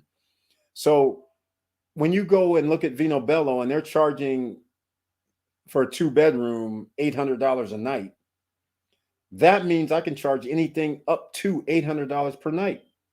So even if I charge $729 a night, people are still locked in at $729, whereas at Vino Bello, they're being charged $800 a night plus taxes, plus resort fees. So that ends up being $929. But I'm charging $729. And then, of course, they got to pay the Airbnb. So they might be paying $810 a night. But that still beats $930 a night, especially if you stay 3 or 4 nights. That's $400, $500. It starts adding up. And they're still checking in at the same counter, staying in the same room. It's hilarious. So, that's the way I looked at it. It's just changed it up a little bit. And then I'll give you guys a story, but it looks like I got stuck here. So I'm gonna have to remove this. It looks like I got stuck for a second. Sorry, I got stuck, ladies and gentlemen. So I'm going to give you a story since I'm talking about that. Heard from someone that it is, but need to get more info from them. Heard from someone that is what it is, but need to get more info from them. Okay. Yeah, I'll tell you guys a story. So that would be a good idea for the DR to set up a property management company. Exactly, Vanessa. That's what we're going to do. But remember, Mr. Stasio I already talked with him. He's going to do it on himself. I think he's doing 30% though. Everybody's going to do 30% because why? That's the norm and they can get away with it until I show up. And then I say, yeah, everybody's doing 30. So I'm not going to do 15, but I might do 25. I might do 20. but I am not going below that. But I might look at see what I can do, and then go, here's the new standard 20, because I'm running it. And now everybody's going, well, that 10%, let's face facts. 10% on $20,000, $30,000 a year. Hey, $2,000, $3,000 more in your pocket per year adds up. Start thinking about, this is the beauty of capitalism. There's always competition, and there's always ways that you can figure out how to streamline, right? So then you start thinking, like I'm already thinking right now, should I get a $25,000 office at Central Park to run the Vistacana business, or should I wait until Vistacana has their offices there and buy an office there on site at Vistacana? So now you know what happens, ladies and gentlemen. I manage, how many properties are in Vistacana? That's the ideal management position. So now where do people check in? You check in at 1 Vistacana Drive, Suite 200. Everybody that we manage. How simple is that, right? And so now that I'm talking about it, I think I'm going to have to make that happen, because I think I'm going to get another property at Vistacana, quite frankly. Just me personally. So actually, that alone. And so once I set that up and I have an office there, everybody checks in there. That's what we did at Whistler. Well, not me, but the company did at Whistler. They set it up at the train station. Check-ins at the train station. Can you believe that? That's pretty cool, right? So everybody coming into Whistler, you never had to say anything for our property. You go check in at the train station. That's where they take everything. You sign papers. When you check out of the place, you bring your key and bring everything back up there. We check you out. Housekeeping knows they go over there at 12. Pretty simple. Same rules could apply. The more I'm talking about this, the more I'm thinking about it. I think that should be a thing. I'm gonna go set that up. I gotta call Johan. We gotta get this set up. I think I'm gonna do that. I'm gonna be 100% committed. Arco, so beautiful. MM Verbal, as to the best project in Punta Cana. It all depends what your budget is. Very well said, Victor Marrero. Very well said. Because there's a perfect example. Somebody said they only can do, I think it was $50,000, something like that. So that limits you automatically. You can only go to Portales de Punta Cana. You can only go to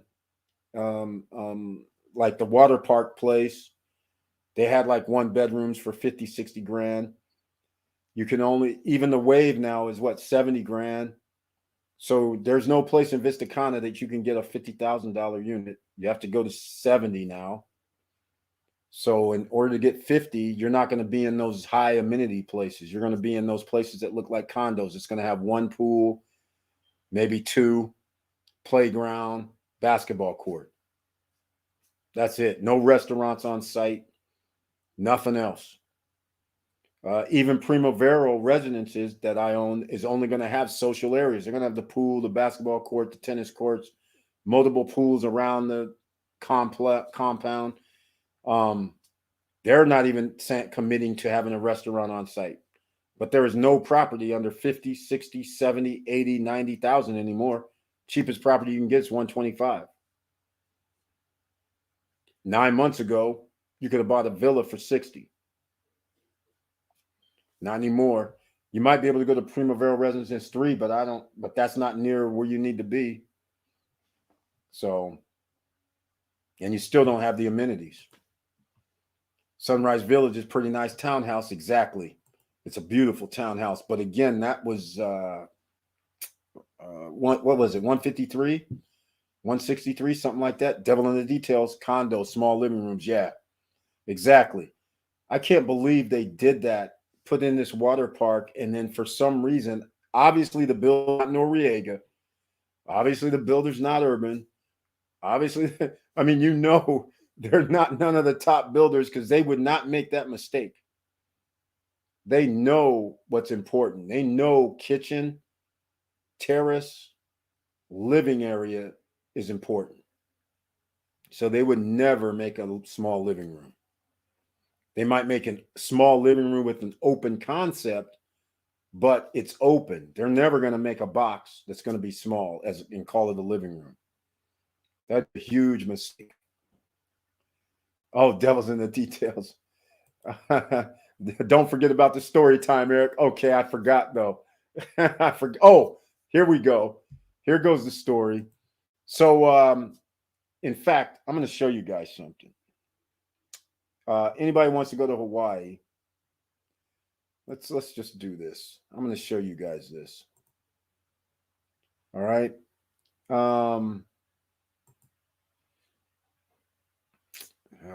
Can't remember the name, so I'm just going to have to tell the story.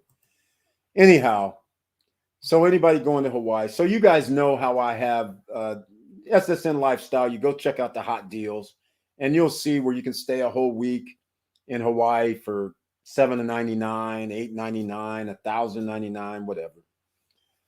So Imperial Waikiki.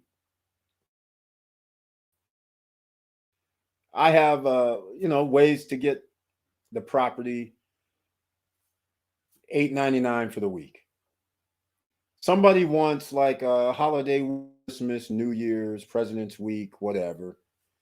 And I charge the people like $2,500 for the week. So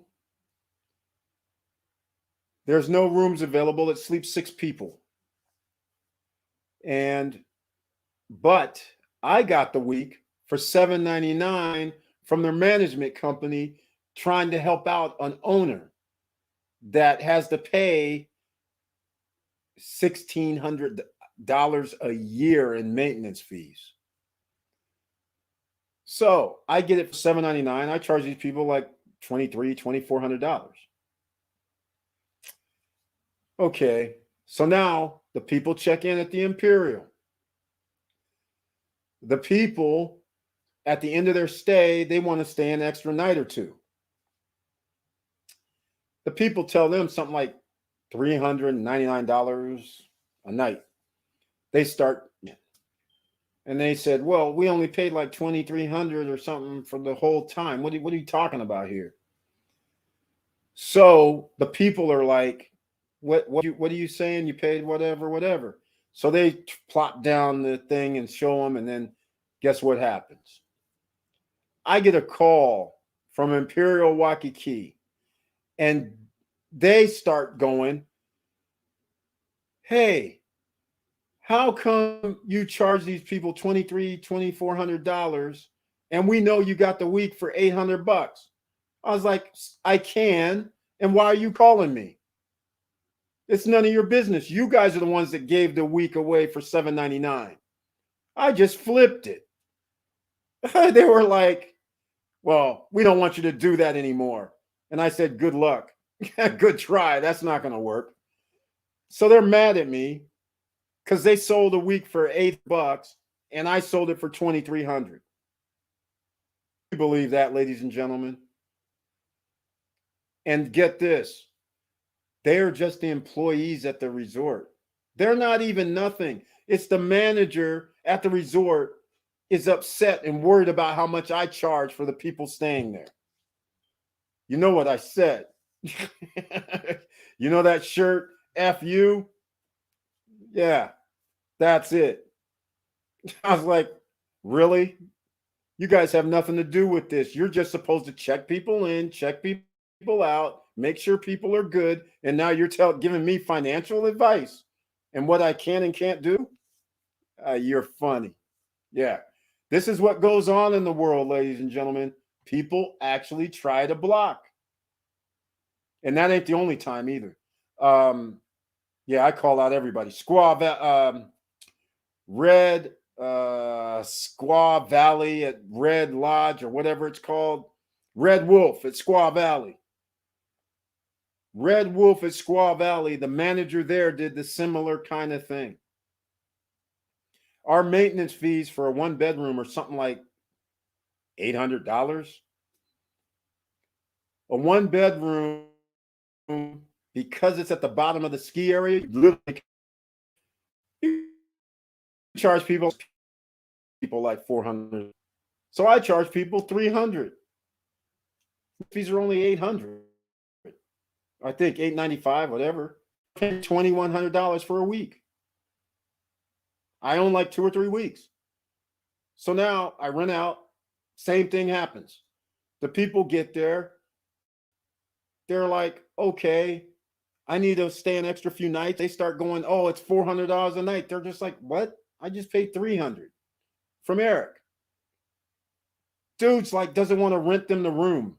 It's unbelievable. This stuff happens, ladies and gentlemen. This stuff happens. Devil's in the details. Story time. Yeah, it's crazy out here. You just can't believe it. All right, 3 hours, ladies and gentlemen. It looks like I'm going to have to wrap this up because, and I know why. Unfortunately, I can't do anything about it. But we're going to have to wrap this up because they gave me recording time now on StreamYard. We only have 50 hours a month or 50 hours total. I don't know which one. Wowzers, you told them where they could do it. Yeah, Tiffany, of course I did. You know, it was the FU straight up. All right. Why is he worried? It's not his job. Exactly, Wilson Crew. That's what I was talking about to all of them. All of a sudden, they start looking out. Oh, this happened at Lake Tahoe Vacation Resorts too. A friend of mine was able to get 20, 30, 40 rooms because they owned like 1 million points with Diamond. They barred her because she had like 20 rooms, like New Year's, 20 rooms Christmas for 3 or 4 nights. All the nights she would have. They barred her from being able to rent at the resort. I was like, this is insane. She has a lawsuit and everything. It's crazy. So their job is just to rent out rooms. Why would they care? But they have people now blocking people that's doing these things, even though it was not against any rules or anything. And Diamond has taken over properties like a WorldMark and not WorldMark, but Wyndham took over WorldMark. WorldMark had in their documents that you can rent your rooms. Why? Because when you go to a timeshare presentation, they tell you can rent your room. They own, and you find out, wait, I can't rent my rooms. WorldMark, and then they change the rules. It's crazy. All right, ladies and gentlemen, I got to go. Just got approved for First Business credit card. Capital One Classic Spark. There you go. High interest, but good way to get foot in the game. Any other lines of credit you recommend? Terry Jones, you didn't have to go with Capital. Okay. Please search the channel for business funding, business lines of credit, please. You didn't have to go that route because that's use your personal guarantee. A to B fuel card, no credit check. A as in the letter A, then TOB. I don't know if it's .com, but A fuel, no qualifying. You'll get a line, and that'll be a business credit card. Capital on Tap. Again, no hard inquiry. You can get a business credit card. That's the only ones I can remember off the top of my head, but search the channel for business lines of credit. And if your business already has revenue coming in, then you got to use revenue-based options. All right. You should be signed up with Divvy. Search the channel for business lines of credit or business funding. You'll have the Divvy link, the A to B, the, a bunch. All right. So that's all I can remember off the top of my head. But you'll have Divvy, which gives you a line of credit. You'll have other options like the Fund Box. You'll have what else? I just can't remember off the top of my head all of them because there's a bunch where you don't need to use your personal credit score and not even have to pay all that. And if you have revenues coming in, you just use those. There are others with no PG. Exactly. There's a ton of them. There's a ton. In fact, here, let me do something before we go. If I can. It looks like I can't. but if I can, I'm going to get some to you in the chat room. All right. Yes, you can do revenue-based cards. Exactly. So he's already in business. That's how he got the spark, but he could have used his personal credit score as well. But if you have revenues coming in from your business, then just do revenue-based. That's why you have Blue Vine as your checking account. That's why you do Divvy. Corpay One does your accounts as expenses. That's why you use these guys, because that way you get lines of credit. And I said one, but I just can't remember all of them because there's a ton. Because that's what we've been working on this year. No barriers to entry, no credit check. Of course, well, Celsius Network and all that doesn't come into play. Loop and Jeeves in Canada. Loop and Jeeves in Canada. Never heard of them. All right, ladies and gentlemen, it's 3 hours and 10 minutes. Please smash that like button. And if you like what we're talking about, please subscribe to the channel. And if you do subscribe, please click the all notification bell. That's right. All notification bell, even though, and then sign up for the email or the newsletter. It's at the very bottom of the description below this video, because I send out an email to everybody normally, but I was at the hospital earlier today, so I wasn't able to send out an email about this live stream. But hopefully, you know, when I send out the next one, it'll say the live stream happened. But normally you will receive an email. So that way that helps them, because they don't send out 12,000. They don't tell 12,000 people that a new video came out or the live stream is starting. They don't do that. All right. So keep that in mind. And I'm going to try and do something. I'm running a bit slow, so I'm going to have to do some things here. Let me see if I can get you some business. More business items. We like to do it on the spot, but even I'm back here, so that means my computer is actually running slow. That's what that means. It's not just, I thought it was my Wi-Fi when I was in Georgia, but it's not. That's not good. That's not good at all. Okay, here, I'm going to give you, oh, yeah, Divvy does the sole proprietorships too, but that won't matter for you. Let's see if we got any other business that I can pull out of the hat. Okay, Tribal Credit, Capital on Tap, sign up with NAV, because once you sign up with NAV, then your business you'll receive information just like Credit Karma on if you're eligible for funding. So that's why you sign up with NAV. Oh, hold on. That's not it. Hold on a second. Tribal Credit actually is for international people, Gary White. Just to let you know. Oh, and okay. Now that I wanted to talk about that I see I left up here. But my software, my computer does not want to cooperate. Does not want to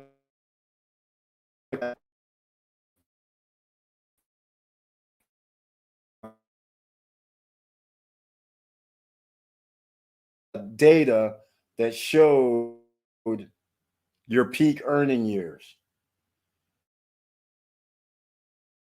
so everybody can understand what you're something different. So that is what's so funny. It's actually higher now than it was before. It was low in your peak earning. All right, but in the chat room, Capital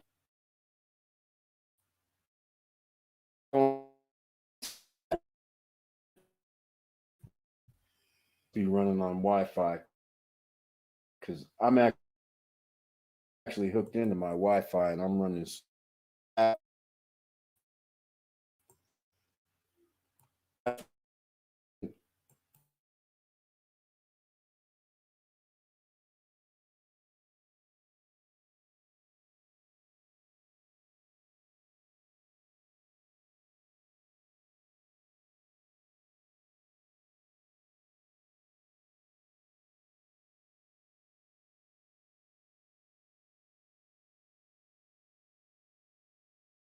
Here we go.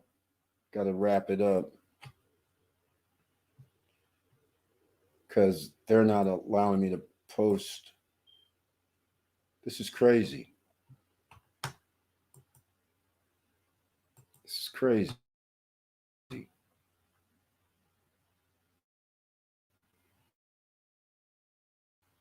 All right, gentlemen, if you can still hear me, I'm going to have to wrap this. It's not allowing me to post now in the chat room. And I don't know what's going on, but this is pretty bizarre. We've never had this issue, but we have an issue tonight. Suppression continues. Let's see. Having trouble connecting. We're fully connected. What's happening? All right. All right. There we go. Some of the links are in the chat room for Tribal Credit, Capital on Tap, and NAV. So we're gonna end this because I see right now we're just gonna end up having technical difficulties. So I want to thank everybody for being here tonight. And don't forget, we'll be back on Monday. Don't forget to go to SSN Lifestyle. The link is down below in the description. And again, that's a membership program. It's an affiliate program or referral program. You can go from paying $0, which has no membership benefits, and you just refer people to SSN Lifestyle, or you can join and become a member. And remember, tonight, it's already midnight. Tomorrow morning or tonight, which I'll go change it, the price is going to go up for the Founders Club. Everything else is going to stay the same. All other memberships stay the same, but the Founders Club goes up tonight. As soon as I hang up from here and do a little things, I have to clean up a little mess, but that's it, ladies and gentlemen. And with all that said, thank you for watching. Thank you for listening. And please like, subscribe, and click the bell below so you get the latest updates. And I know it's hard out here. And this, seeing how we're back, I'm going to show you what I wanted to show you before I close out, because you guys have to understand what's happening here. You're sitting there every day thinking Eric keeps talking about doing this streams of income, get your assets. You're like, all this stuff that I keep hearing about. Well, let me show you guys. If you can see this screen, I don't know if you can actually see it because it's kind of weird, but look here. 1970s, the peak earning years were between 35 and 44 in the 70s. All right. However, people who graduated from high school and college, peak income was between 45 and 54. In 2009, the peak income occurred between 40 and 55. All right. Now, here's the most important. 20 years ago, those in their peak earning years took home about twice as much as workers between the ages of 20 and 24. Now they earn more than 3 times as much. Okay, so some of you might not understand what this means, but what it means to me, when you're now in your 20s, during your Superman, Superwoman years, you're earning less than your counterparts from 20 years ago. All right? And that also means that you are older, just like they said, 40 to 55 is now your peak earning years. They are not 35 when you're Superman to 44 when you're Superwoman. Now it's 40 to 55. That's called prime of your life. I don't know in sports, it's all related to sports. I don't know too many 40 years olds playing in peak sport performances. All right. So that should tell you enough about how you age. So back in the 50 years ago, 35 to 44, people are still doing good. Your peak earning years, you're good. Now, 40 to 55. That may be just a little slightly more, but that's like 5 years on one end higher and 11 years higher on the other end. Do you understand the necessity to make sure that you have streams of income, you get your financial freedom, otherwise known now and here, therefore after, by Vanessa Comegate as Freedom Papers? Get them in order, ladies and gentlemen. And with all that said,